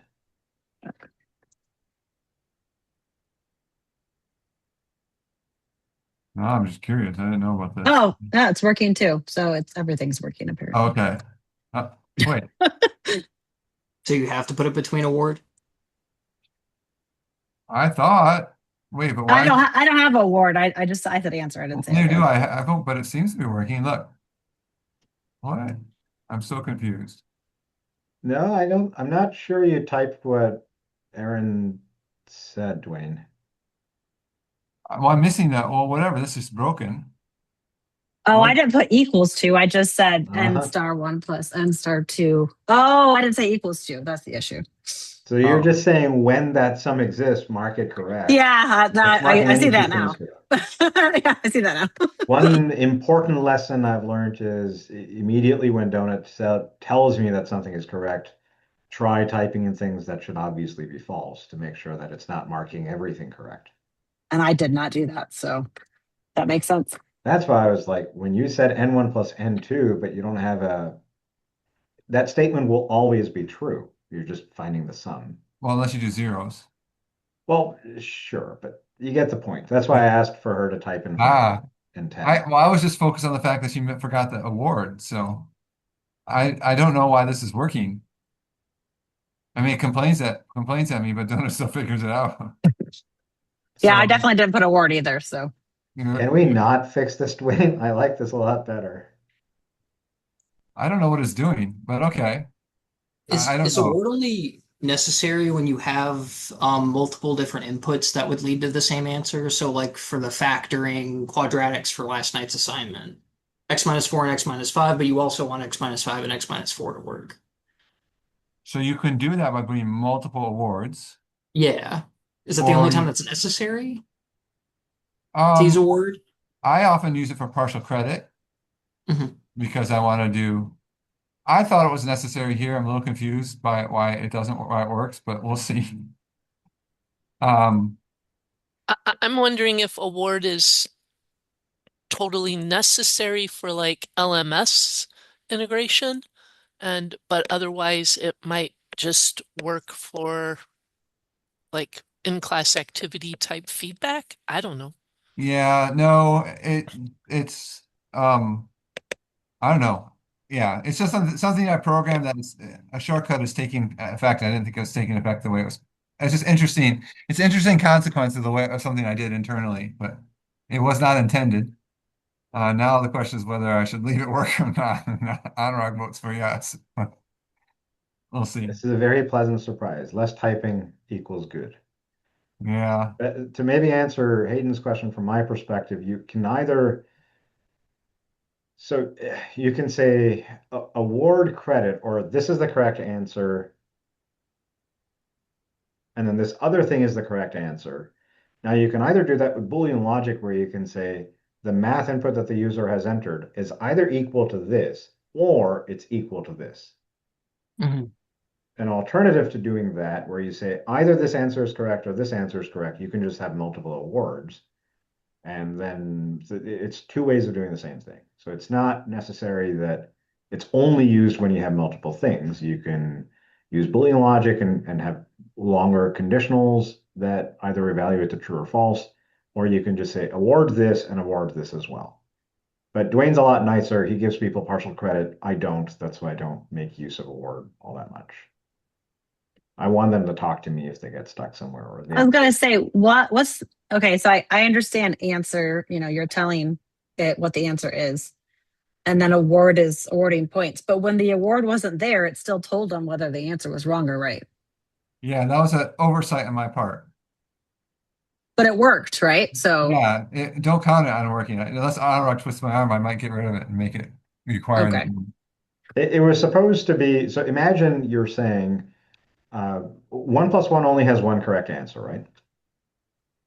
But if you said, find me two numbers that add to two, there's an infinite number of correct answers to that question. So now you could either say, answer, give the user credit when the math input is equal to 1 and 1, or when the math input is equal to 3 and -1, or, and that would be an infinite number of ors, right? Or you can just say award credit whenever the two numbers that the users entered add up to two. There's two different ways of doing the same thing. Either you have to have a whole bunch of Boolean conditions, or you can just say, if you can come up with a condition that will be satisfied, it's a lot cheaper to just do that. like the example here where if you wanted any number greater than 2, I wouldn't know how to do that without an award because there's a lot of numbers that are greater than 2.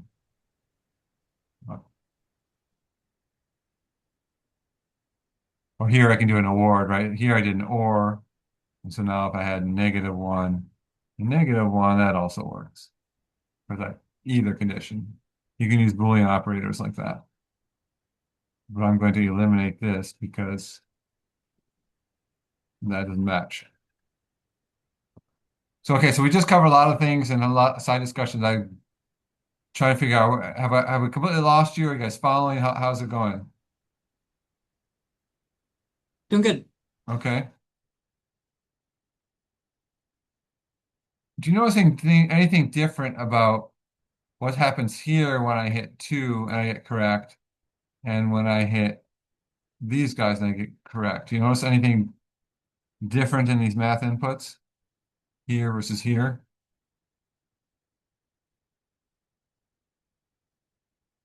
Or what happens if I make this one wrong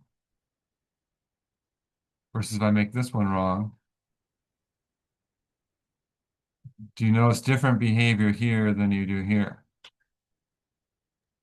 The second problem has two inputs and it checks both inputs at the same time.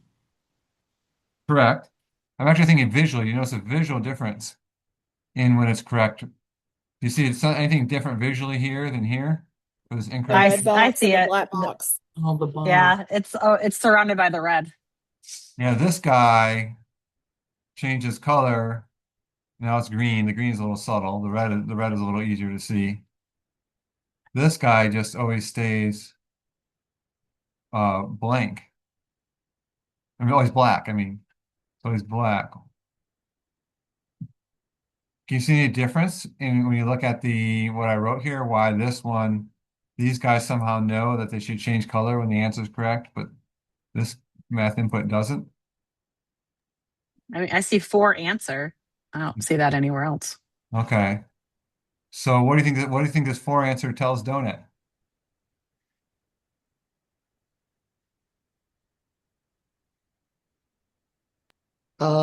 Does it bind it to the answer? Mm-hmm. It tells Donut, hey, because notice this is outside the answer, so Donut can't figure out that it's like part of the answer. But it says, well, actually, no, this is the thing that belongs to this answer, so that's why it colors it correctly. Here, there's no for answer, so it has no idea. It could be as far as it's concerned, I could put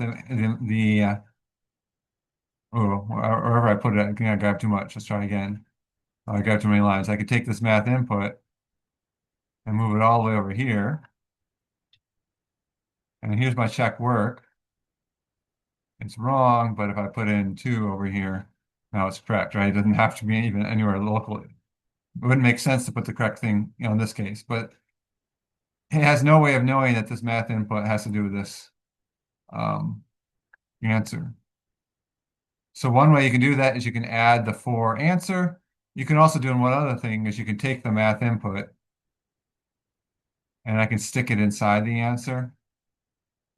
And now it actually gets green and red because it's like, all right, it's inside the answer. So therefore I know it belongs to the answer. Does that make sense?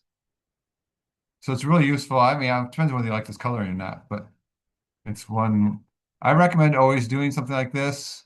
And also when Donut, if you have your classroom, if you're actually having assign this to your students. In this case, when you see the submitted responses that the students have, so if I look at this thing here, here, let's start over a minute. Reset. When I type 1, 2, it notices that the submitted response was the numbers 1 and 2. But when I did this one, I'm going to take it outside of the answer. Well, actually, no. If I had gotten, now I just realized it didn't quite work exactly. Where to go? This, submitted response. Now I lost it. If I got rid of the 4 answer here, then when I say 2 and 3, it only knows that the response is the number 2. And so as an instructor, if you want to go and look at all the answers that your students, it'll give you a chart and say the student answered this, the student answered that, the student answered that. It's useful to let Doenet know what are the answer blanks corresponding to the answer so that it'll give the instructor a little more information. And that's sort of why I made this little submitted response thing here, so you can just check, okay, are my instructors going to get what I think they are? So you can check what's in this response column. Dwayne, is this only if the math input lives outside the answer? Right, if it's inside the answer, like right here, only for only when you're doing this advanced case. When you're doing the simple case here, it figures it all out. I type 2, and of course I didn't give it a name, so it has like a weird label here, but it did know that I typed in X for my answer here. So if you're using the Safer just basic, to put math inputs inside answers at all times, whether you have advanced win or not. well, it depends on what you want to do. Sometimes you want text in between it. Like I couldn't do it for this one because it wouldn't let me put the word second number inside an answer. So I have to pull it outside of it. But when you can, then it's useful. So over here, it nicely is knowing that this 2 is part of it because it's inside the answer.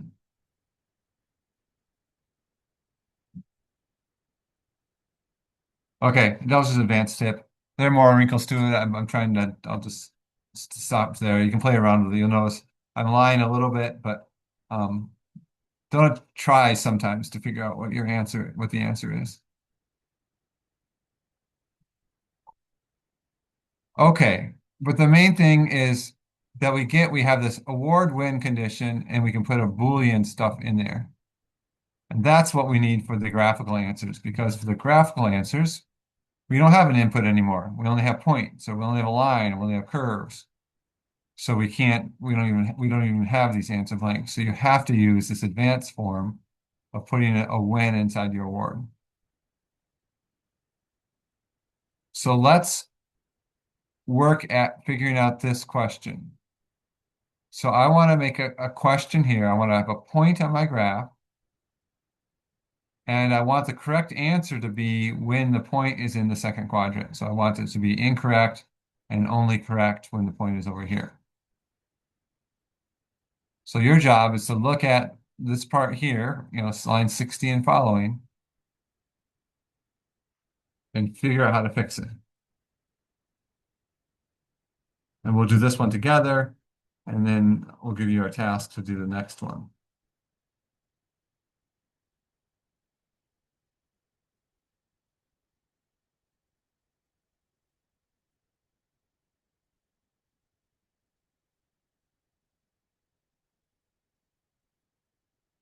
So what's the first thing we need to add to this graph, do to the graph?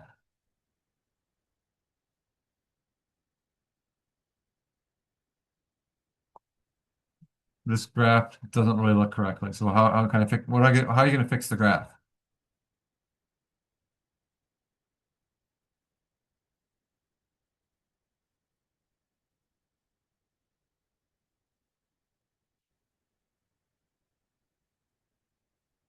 If we're I supposed mean, to, are we supposed to see a point? yeah, I don't see a point. So maybe you should fix that. How are you going to make it see a point? What are you going to do to the graph so that you can see a point?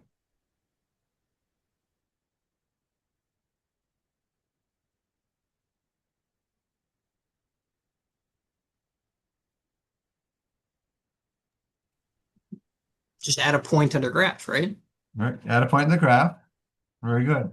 And then fix it here so that I want you to show me the coordinates and the x coordinate here on these lines. So once you got a point here, then make sure you can reference the point and its x coordinate. And I called it the comments assumed you named the point, but you can name it whatever you want. But the comments are assuming I named it capital P.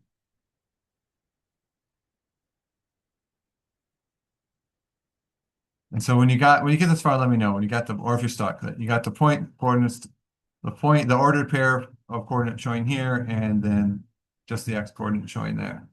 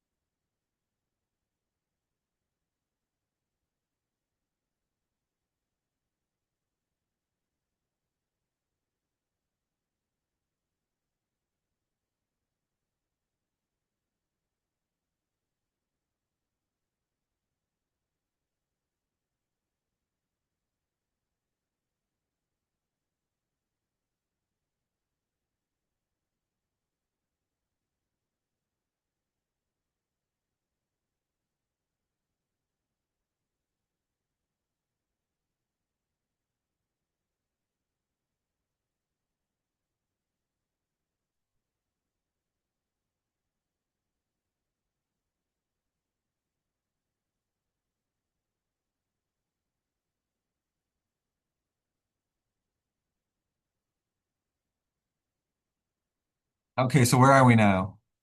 See, Hayden's done. Anyone else having making progress or stuck?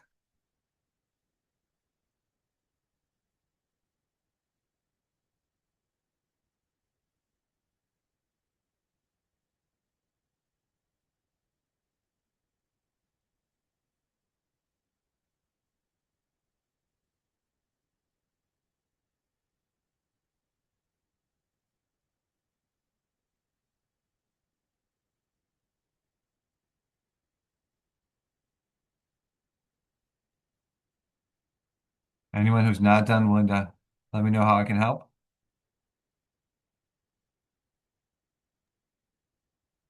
Um, it would be helpful for me if there was a link to the last activity that we did. I didn't take great notes during that, but just being able to look at it would give me a reference point.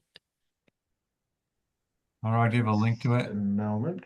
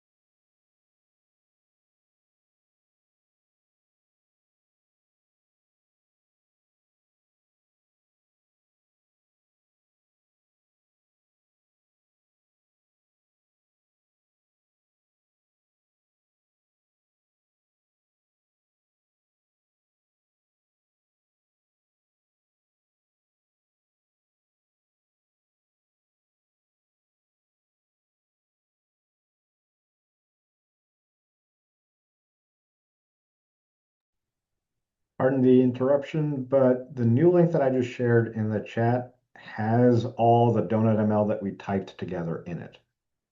The first one that I shared a few minutes ago is going to be the blank document that we started with. The second one is a copy of the same one, but it has all the stuff that we typed in filled in. I figured that might be more useful as a reference. Thank you.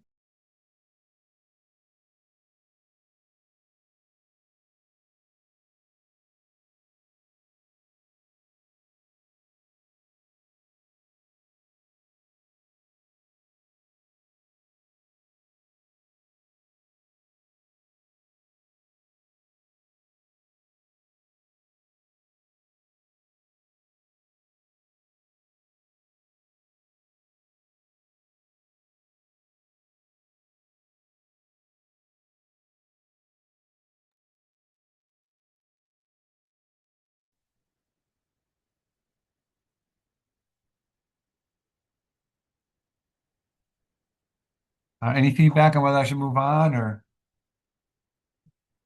where to go from here? Were you able to figure out how to put a point in the graph, or should I show you how to do that? I got a point, Okay. but I'm not sure How'd you get a exactly. point? I did point and then name equals, and I named it. Okay. Um, Point. What'd you name it? I named it large capital A. Capital A. Okay, then Yeah. what? And then I said, I actually put label as name and label as position equals bottom. Label's name, And, label position. and then in there I put bottom. Yep. Okay. And then I, th- I think I put the end caret, and then I did -2, 1, and then I did end point, and I ended the point, Okay. and I got a point. Okay, yep, I got a point. Yeah, but I wasn't sure about the X value or exactly what you were asking. I wasn't sure if you wanted me to tell you what the X value was or the coordinate, sorry, X coordinate. Yeah, so I want this. So right now, the X coordinate seems to be -3.32. All right, you can see just so I wanted to say -3.32 here and here. And over here, I wanted to have the whole coordinate -3.32 comma 3.38. So as I move it, the numbers will change to match the X coordinate of the point and the entire coordinates of the point right there.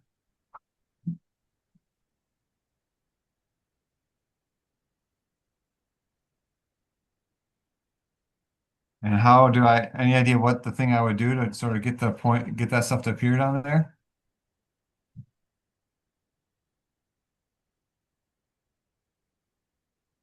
You know, because I could do -2 and now it works, but then as soon as I move the point, that doesn't move, so that's no good. So for point, you can reference A, Over here, I and can for X coordinate, you can reference A dot X. so reference A. I'm gonna get rid of this 2 here for a moment. So now I get the point -2 comma 1, which is this. Because when I reference a point outside a graph, it just displays the coordinates. What do you think is going to happen if I move this point?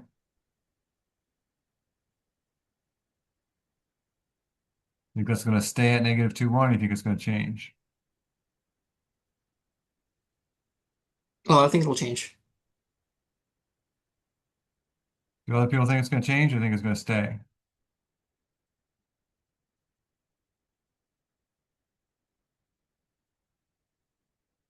Or are we so far lost that you need to wait for you to catch up? Help me out here. A little bit of both. I think it's going to change because it's attached to the thing that we named, and if we move it, then it'll change. Well, let's see. Yeah, it seems to be changing. So when I make a reference to this point, it gives me the current coordinate, and it reference. If I click on this, it says A is a reference to a point on line 65. So we know it's connected to this point right here. Um, and all the references in Doenet always up to date, update as you change things. So as I move this point, the point, So the you have to tell it where to start. That's why we have to put like the -2 one. well, what happens if I don't put -1? I know, that's what I'm asking. I'll try it.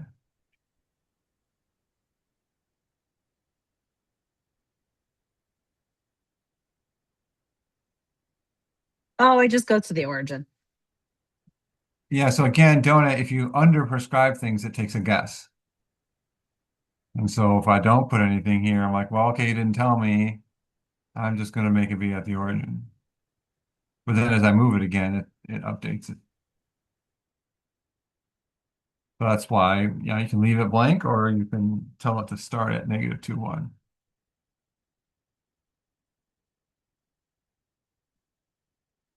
Any questions about how we got this coordinates to show up here?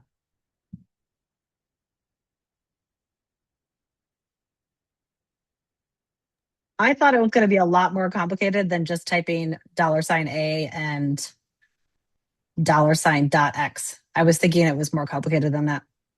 No, what's that? So what do I type here? .x, like So I Hayden hit said. dot, and now I get these properties, and I could have it give me the background color. And so it says none. Okay, there's no background color on a point. Okay, that's boring. Is there any other kind of color? Uh, A dot. There must be something interesting in here. Um, why is it only giving me background color? There should be another kind of color. Text color. Oh, that's not very good either. Oh, I could do style description. That's not okay. I'll do style description right here. And it says it's blue. All right, so I can pick up different properties of the point. It's blue. It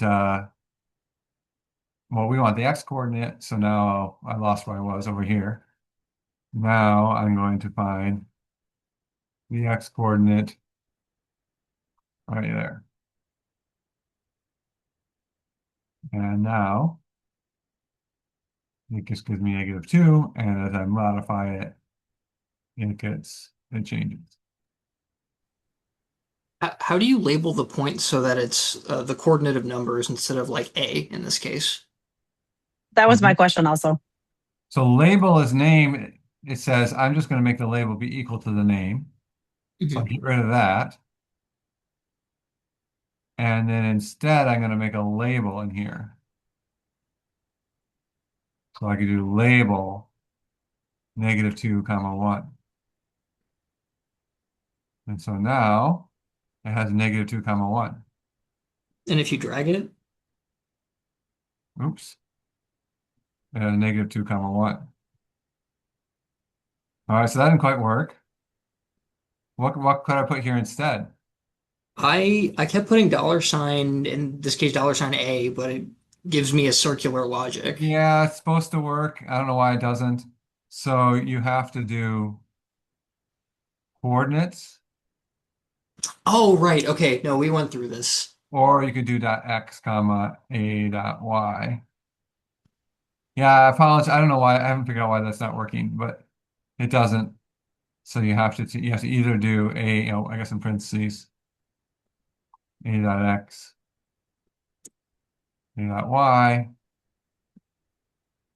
like this, or do A.chords. Where to go? Here. A.x, A.y. Okay. A.chords, it gives you the coordinates. And for whatever reason, that's required. Otherwise, you get the circular dependence, which is unfortunate because you really shouldn't have to have that. You should just be able to put a $A there.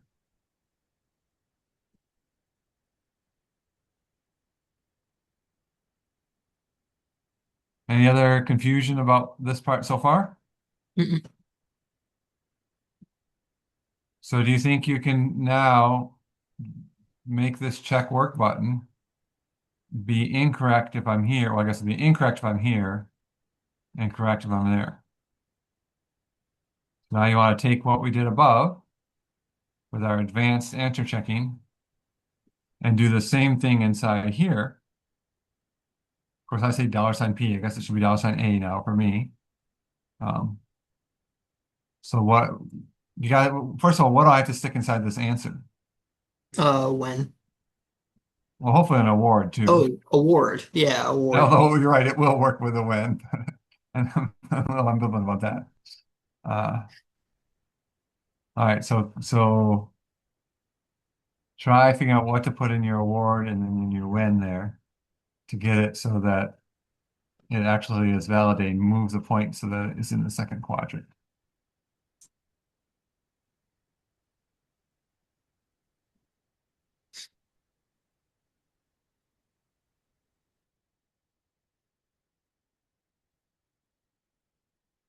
Ken, are you talking to us?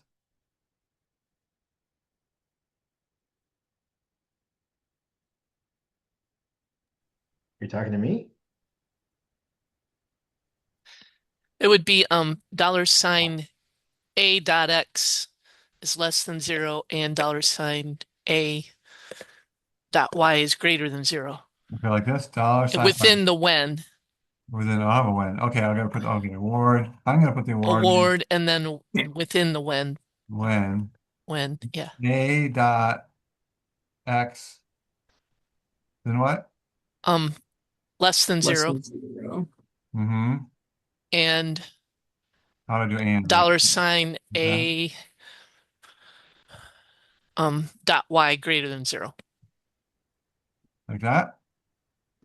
Does that work? Did I for don't, me. do we need the Does it word really? and?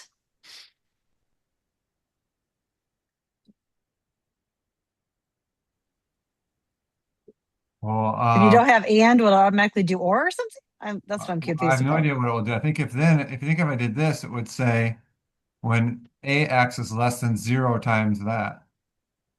Well, space doesn't necessarily mean multiplication, so Well, it is, I think, in my math expression library. So. I see. Okay. The spaces are confusing to me because Right. you say we need space here, but then spaces don't matter. And now you're saying that space means multiplication. So Right. I Yeah. have not nailed that down yet. Yeah, it depends on whether you're in a list environment or a math environment, but yeah, I can try to do a survival on I that, did but not yet. But I here, did this in kind of a wacky way. mhm, So I used and, but as what are we calling like answer award when they're not functions? What are they called again? the components. The components. Okay, yeah. So I Right. used the and component and I changed both of the terms a dot x less than 0 and a dot y greater than 0 into Boolean functions or into yeah. So I All did the right. Boolean value of it. So that would also work if I did award when it turns out there's an and tag, Hmm. so I could do Boolean a dot x less than 0. And then Boolean a dot y 0 is greater than 0. Right. So that would also work. This is like you're being very verbose and you're sort of making everything into components. Here, I'm just making a math, and the math expression does the same thing. Okay, I didn't know that that would work with the and just in the middle. I was looking for Mhm. components. Okay, I that's mean, much it easier. depends on, yeah, I mean, this gives you more control. This is easier. I'm gonna go ahead and comment this out though. So I'm gonna try this. I'm gonna hit update, and I'm getting a little bit of an error here. It says document contains errors. Error, invalid component name. Names must start with a letter found on lines 77 through 78. And you can see this uh, red squiggle here. What's going on? The less than and the greater than are seeing components. Right. So when I do less than A, right, it thinks that I mean, so it's looking for a component name that starts with 0, but we can't really do the component. All right. So it thinks I'm trying to do a component here and components aren't allowed to start with 0. So it's complaining that it's not starting with a letter. How can I fix this? Put it into math mode.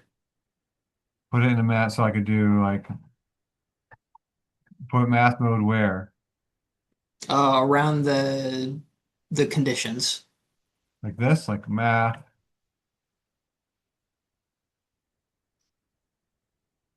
like that. Yeah, and around the other condition. And on the other one,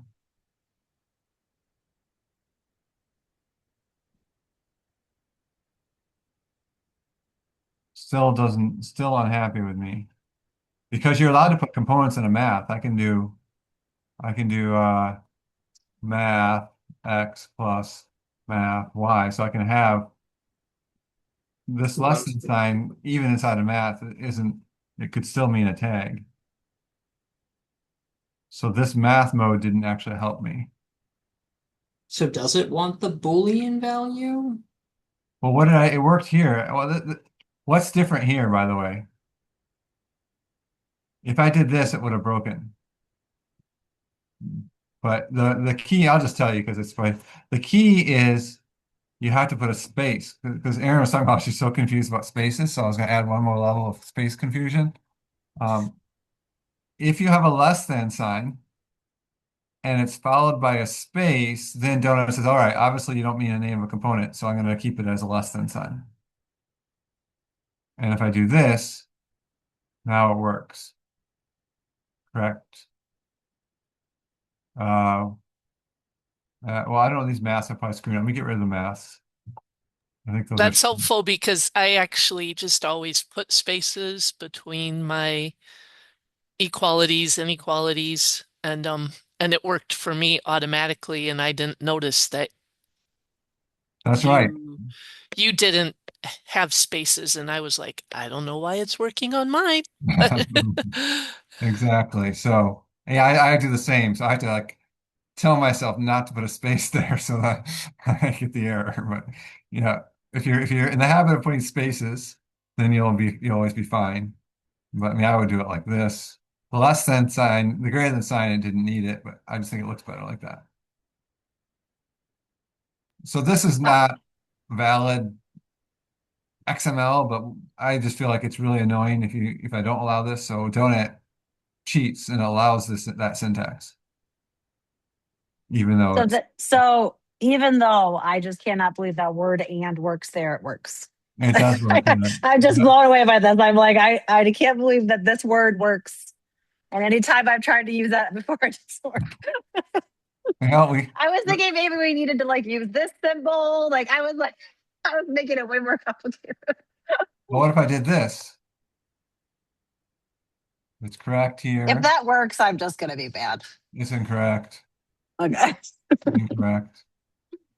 Incorrect. Correct. Yeah, so that also works. So Oh my goodness. you can spell out and you can put an ampersand here. I mean, the goal for Donut's sufficiently hard to use. We try where we can to make it, if you do something that should work, it works. It's not always possible, or sometimes we mess up, but we try to do that. We try to make it so things that seem like should work should work. It's This is very oh, intuitive. this is something I was wondering about. So this is actually day one or whatever. I was moving the point and I was trying to put it exactly on another point. Mhm. Like like exactly. And it took me a long time to do it. Is there any way that you could just tell it to put it at the point you want it to go? Like you're dragging it, and you're like, no, I want it to be exact. So just go to this point. Yeah, so this is what constraints are for. So Anurag showed you this. He showed you could do constrain to grid, which by default is a grid of one. So now it's only jumping around to the grid. Okay. But you could also do this. I want to constrain it. Well, let me, okay, I could constrain it to, and then I could make it the point 3 comma 5 and the point 3 comma 6. And But now, the user can't necessarily tell it wants to just go to a certain point. no, Like, yeah, no, you have to do it. Now, why is it okay, you have to just manage it. Okay. right? You can, Oh, now it only goes to this- these 2 points. I don't know if this is what you're trying to accomplish, Aaron. you do have the ability to have bidirectional control in terms of you can move the dot on the graph or you can move the point on the graph, but you can also give the user a math input box where you can say type the coordinates where you want this point to move to. That's exactly what I was asking for. Oh, Yeah. yeah. Like, is there a way to like make it so you can, because sometimes the students are like, even at my math lab or something, something, they're like, I just couldn't get it to plot where I wanted it to plot it. So I couldn't get the right answer. And that just came into my mind earlier. I thought that's what you were asking. Yeah. I got it. Okay, I'm gonna get rid of this attract to thing. We don't need that then. You can do this. You can put a math input and put A inside a math input. And now, as I move things, the math input, but I could also just say 1 comma 2. Okay. I actually really like that. Both of those, having be able to do both of those. I think that's cool. That's good. Or here's something else you could do. You could say, I want to add controls to my graph. It defaults to all, which means both sliders and input boxes. If I add these controls, now I have my point can move. I can also type in the value, or I can move these sliders to move the value. We'll talk about this more for accessibility tomorrow, but you can do that. Okay, something's weird there, but ignore that. So that gives you a way for them to actually precisely type in the number as well.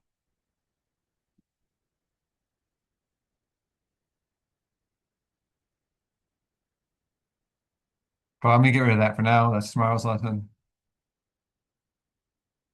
You can just do a math input here.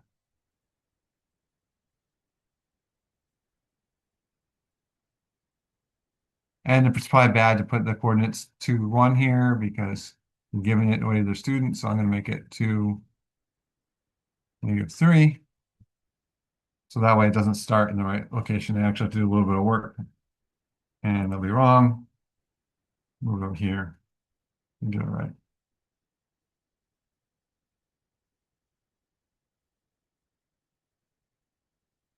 Okay, you ready for your homework? Or not, this is not homework. I don't know, I guess homework, but the task to do for the next 23 minutes.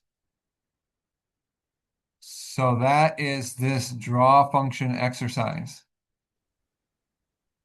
So now what you need to do is I gave you five points here. So you can see there's a graph with points P1 through P5. You need to make a function that goes through these points. And then you tell the students, move the 5 points to draw a function that has a single local maximum. And then the goal is to have this be correct if there's a single local maximum, and then incorrect if there's more than one or no maximum.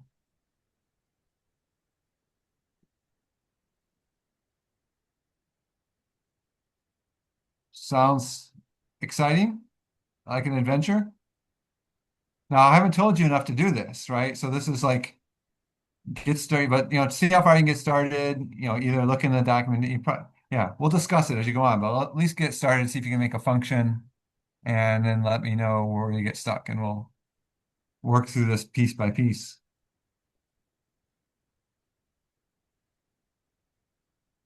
And if you're really fast, you can go and look at the bonus challenges at the bottom.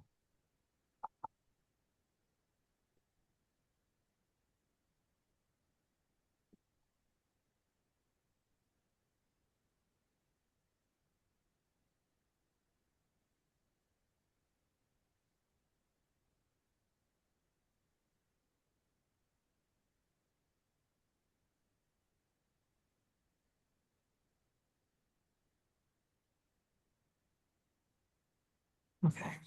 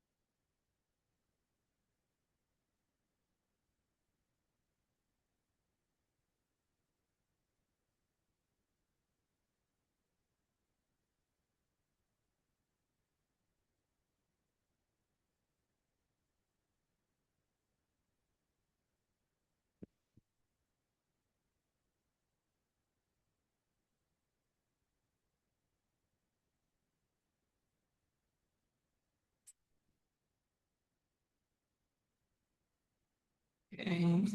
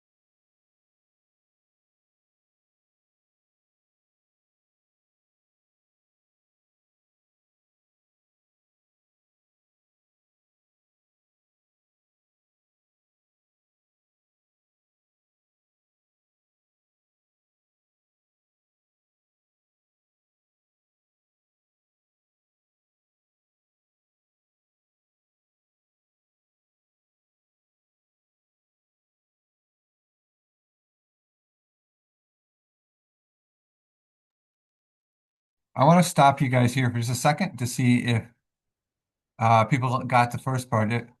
Um, were you able to make a function through those points? Yes. We've got one yes. Anyone else able to make a function?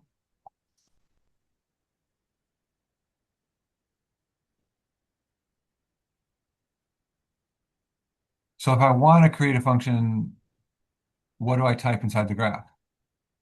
So inside of the graph, you can type in curve. Right. Actually, I think I can just type function. I hope. Oh, so function through points. Right. That If I would do, make more sense, and you could do derivatives on it.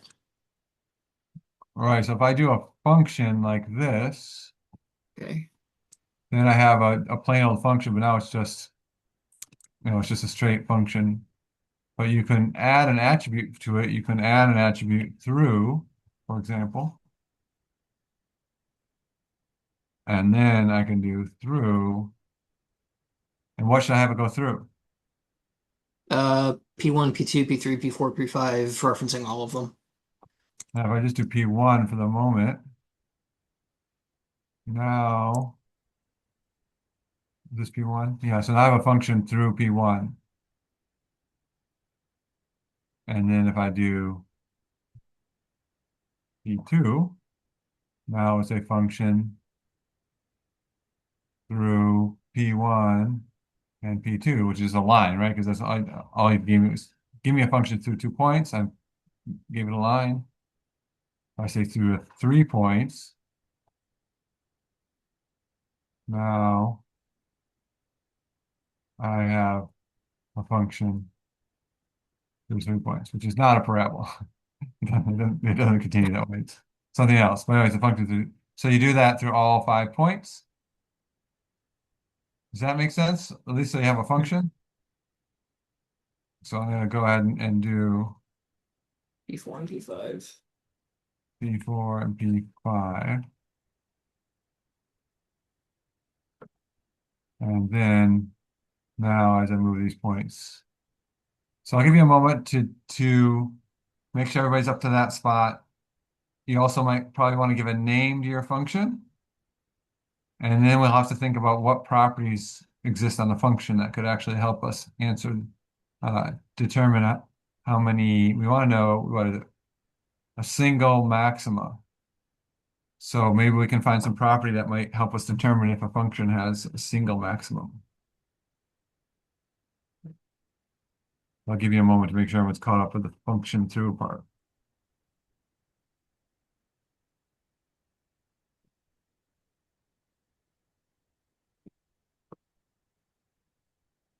Why do that?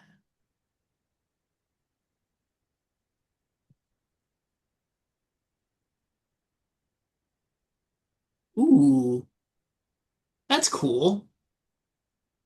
You found something? Don't give it away Yeah, if though. I Don't give it away if you found the right answer, but yeah. Okay, very cool. You I'll take found, it. you found something useful?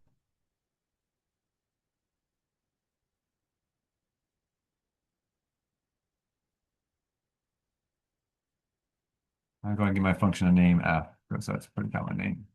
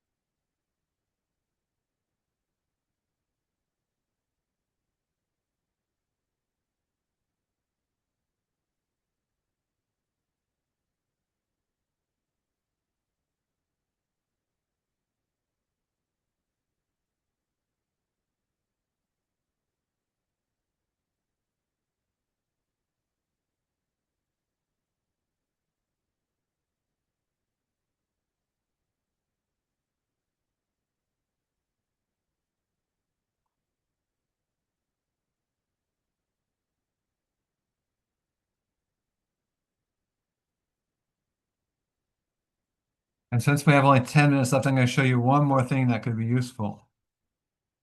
If I click on a function, if I go to the context sensitive help, it tells me about the function, right? But there's also this reference page. You could go to the documentation, but you can cheat here. Click on reference page, and now I'm in the documentation about function. Usually there's a list of all the properties of a function, but function is so big, we broke it up into 3. So normally if I go to, let's say, footnote, I will have the list of all the properties for footnote right here, properties for footnote. But function, we broke it apart, so you have to go to function parenthesis properties. And now you can look at all the different properties. So what you can do is look through these. You can hit expand all if you want to look at all of them. You can search through the properties and see if you can find some property. The property is the thing when we did $ f dot something. Like here is a property, f dot number of variables, f dot num inputs, things like that. So look through these properties and see if you can find something that might be useful for the question you're trying to get the students to answer.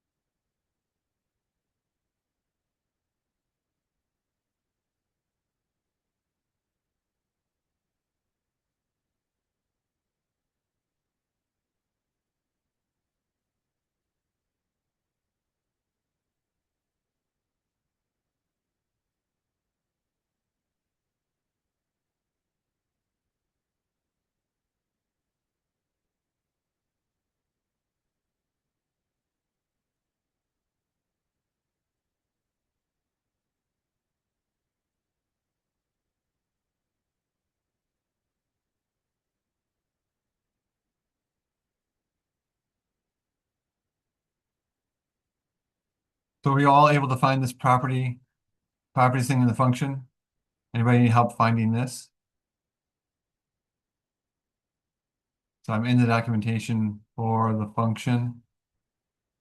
I went to it, I got to there by clicking on my function and then clicking on the reference page. So I click on this link, click on the function, click on the reference page, and then I moved over to properties. And now I'm going to type in, we're looking for maxima, so I'm going to type in max. And here's a list of attributes having to do with maxima. Do any of these attributes look like they might be useful for the question where we want to make sure that there's only one maximum?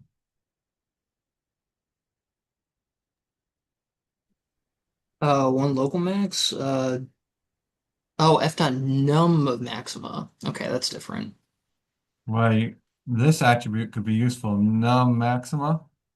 All right. I used maxima and I wanted to see if there was a function that would describe the length of a list Right. We don't, instead. you'd have to put it, you can put a count around it, I think, but Okay. we don't have dot length, which would be nice if we did, but doesn't currently work. But this attribute num maxima, in fact, and you can click on this if I want, and it will give me a little example. And so here's an example where the number of maxima of this is 2. And if I look at the source, it's the number of maxima of, and then I do is $f num maxima. And so it gives you defaults, I guess, in the interval -100 to 100, apparently. Uh,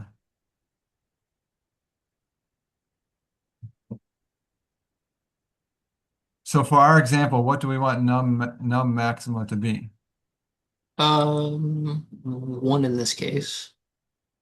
Right. So we told the student to draw a function where there's one local a maximum. So we want num maxima to equal 1.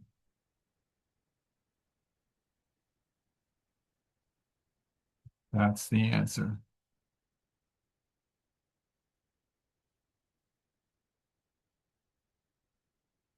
I go back to the list of properties.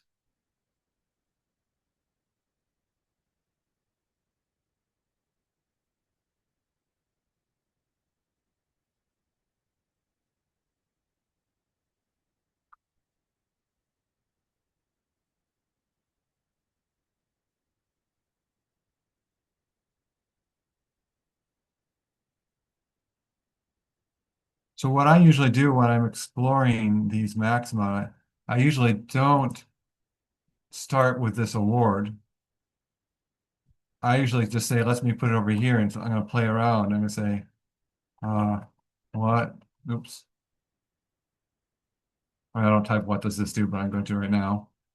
Uh, what does this do? Question mark. I'm going to do f dot and num maxima. And then where's my where did I put the what does this do? Right after the graph. Why am I not seeing that? Oh, it doesn't want to put it inside the part. Okay, I'm gonna put it over here. What does this do?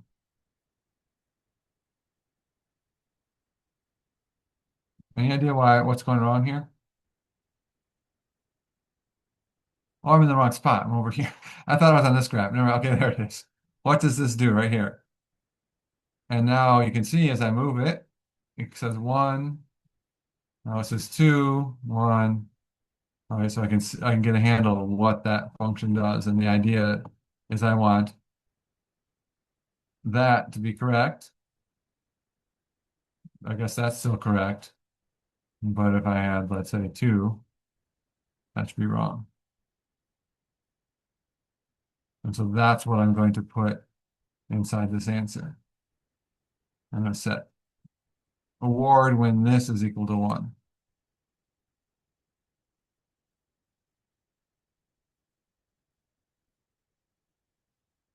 Does that work? That do what you expect when you put an award when and that f dot num maxima equal to 1.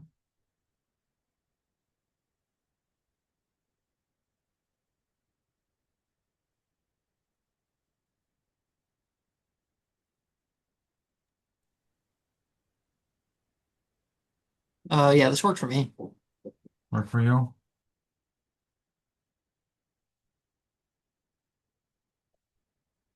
Award when f dot maxima. No, f dot num maxima equals 1. Then that's wrong. Still wrong. But then if I pick this up, that was right.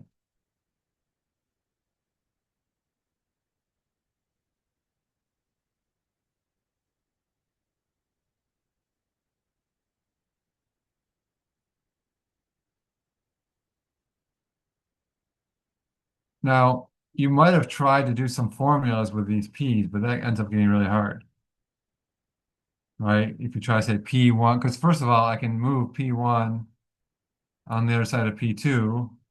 Right? So I don't know how many people went down that rabbit hole, but that's usually what I do. I go really far down the rabbit hole trying to get like P1 dot X is less than P2 or something. But P1 and P2 aren't actually in the right order because I can move the points from left to right. So that doesn't really work. And that's where these like properties of the function come to rescue you.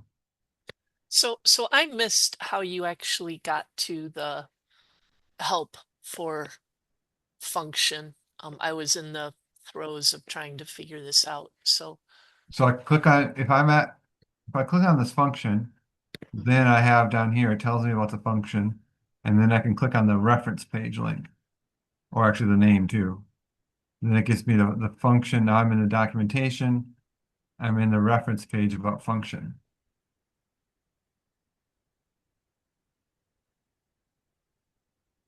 I am only seeing accessibility issues, or accessibility below. Sure. So that's this window here. There's accessibility.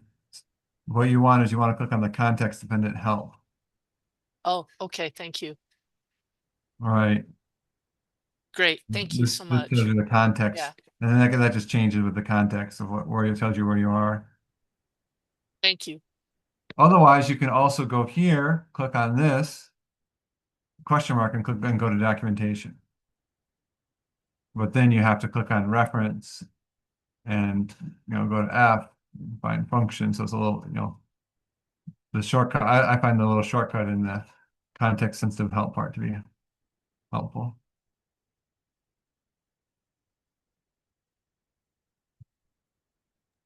Thank you very much. So that's very helpful. So these attributes, properties can be very useful. We didn't get into the other ones, but you can, for the second one, you can actually look at the actual maximum values and maximum locations and write some more complicated logic for part two if you want to try to do the bonus. And then for the bonus challenge here, we already basically covered it because Aaron already asked this question. How do you make things actually like get exactly on the same part? So you'll need to do something, something. If you want to get the maximum to be exactly at 4, 3, right? You might need to do some other tricks, right? Because it'd be too hard to get the maximum exactly at 4, 3. So that's the bonus challenge. You'll need to you'll need to actually change how these points work to make them snap or track to 4, 3, or to a grid or whatever. Anurag, do we have other homework for them, or I'm done. I'm only 3 minutes, 5 minutes past probably now. Yes, I shared it. I'll share a link to it here as well. I already made a post on the community discussions for day 3 tasks, and I've shared a link in the chat. Hopefully you'll notice that this is a much shorter list of things. I know some folks mentioned that they still were working through day 2 tasks. I think that there's 2 things in particular. One, in fact, let's talk about it if folks have maybe 2 minutes. It's the second to last question that says to graph a parabola and validate the answer once it passes through all 4 quadrants. What would that mean to you? How do you, I mean, visually it's very simple. You have a parabola and it passes through all 4 quadrants, but we don't have the ability to just say, look at it, Doenet. So algebraically or geometrically, what properties would need to be satisfied in order for a parabola to pass through all 4 quadrants, regardless of the orientation?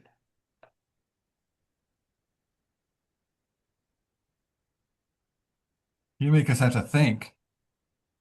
Well, yeah, because these are the types of things that you'll want to have cool things that you can do in Doenet that you can't necessarily do on other platforms. And one of the ways that you can start thinking about those things is, well, what does it mean for this to happen? And you often have to start with that end and work your way backwards. So what does it mean for a parabola to exist in all four quadrants? Hayden? It means that you would have to have roots on the negative side of the x-axis and the positive side of the x-axis. Does that work? I think so. Like intuitively it does. I'd have to prove it. Well, this is Sorry, what not was an the question one analysis more or time? algorithm. Sorry, Aaron, What go was the ahead. question one more time? Imagine you ask people to draw a parabola. You have an infinite Okay. number of parabolas. Okay. Some subset of them are going to exist in a manner such that the graph, ex some part of the graph of the parabola is in quadrant one, two, three, and four. So it has to be that the vertex is either below or above the x-axis.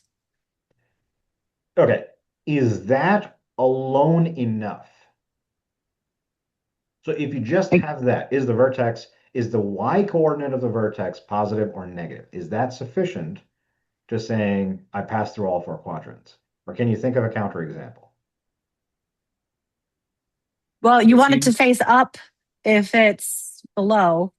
You want so you want the coefficient A to be positive if the vertex is below the x-axis, and you want the coefficient A to be negative if it's above the x-axis. So now you Because you have a don't want it to go the Boolean wrong way. thing with two things that need to be satisfied simultaneously, right? Yes, Is I that think so. sufficient I to think so. say, what about x squared that shifted right by 3 units up by 1 unit and it's upside down? So it's not going to get below because so Well, it's upside down. So it's shifted right and up and it's upside down. Does it go through quadrant two? mm-mm. So I want, so then what that means to me is that just having the vertex be in a certain place and having the leading coefficient either be positive or negative, that doesn't seem to be sufficient. But do you see how you can add more things to that and make it Mm. a longer, if this happens, and then this happens, and then this happens, and then this happens? That and operator is useful. Yeah. You mean the word and? Yeah. Yeah. Okay, just making sure. You can stitch together different things and All say, I have to write is and. Hmm. Okay, I just want to clarify. That's what you said. That's yes, all I Okay. meant. Because you can say when this and Yeah. that, and you can just bring it together. I have a question. sure. So if you say like let's say you have four statements or even just three. So P, Q, and R. Can I do parentheses P and Q and R and then it labels that those conditions as different? Yeah. Okay. You can have P Well, and what do you Q mean by or labels R. them as different? I guess I'm not sure what you mean. Yeah. I'm starting to I guess it wouldn't is really are matter if you logical have all operators and, associative? I feel like I should know the answer to that. but what you can do is P or Q in parentheses and R. Right. For the and case, it won't matter with the parentheses, but it will if you mix and Yeah, and ors, then it will. that's associated, right? So P, so yeah, I guess P or Q and R or S or something like that. Right. And it Then reads the you, ors first and then the ands because the ors are in parentheses. right. It does that. It does the order of operations like that. Okay, Yes. gotcha. Perfect. Okay, I think I have another idea. The axis of symmetry. What about it? I think that has to be restricted to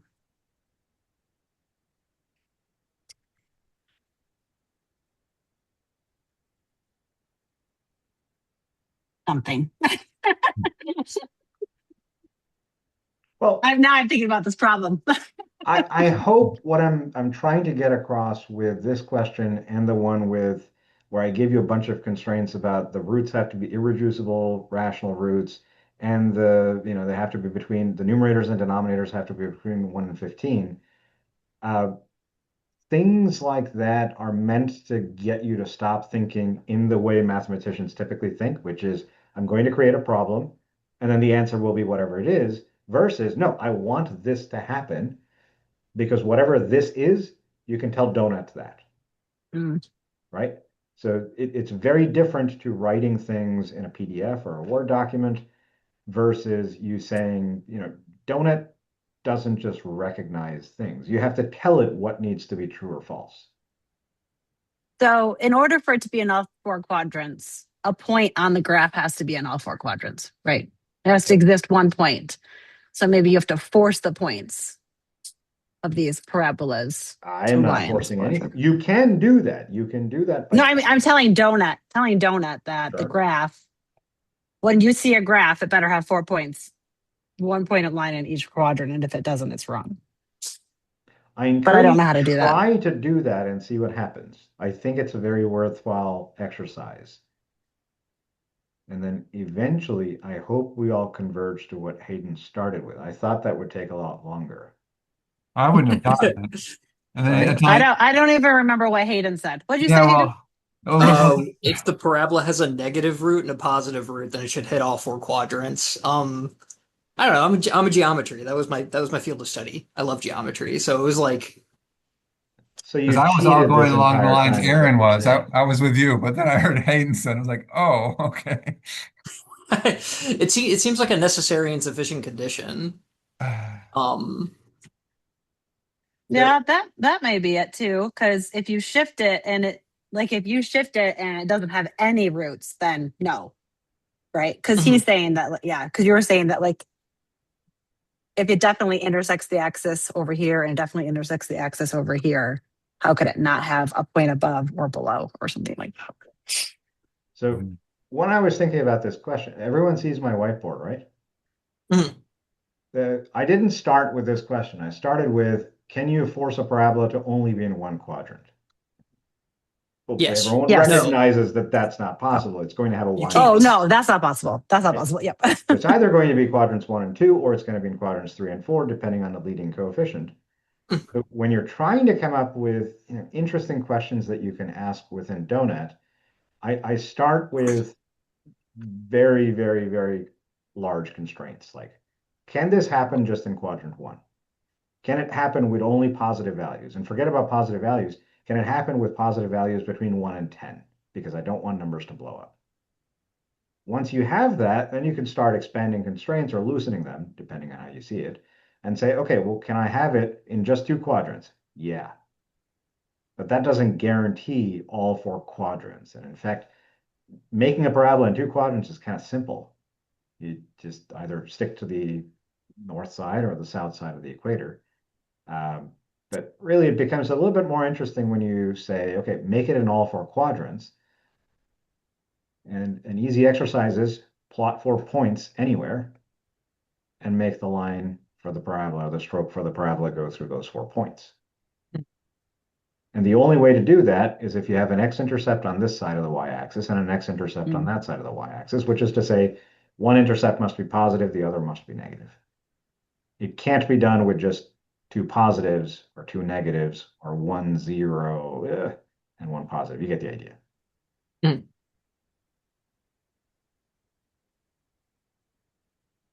And maybe as another hint, so once you have that, it actually becomes trivial to get Doenet to grade that. Mhm. Um, but students will not be thinking of that, right?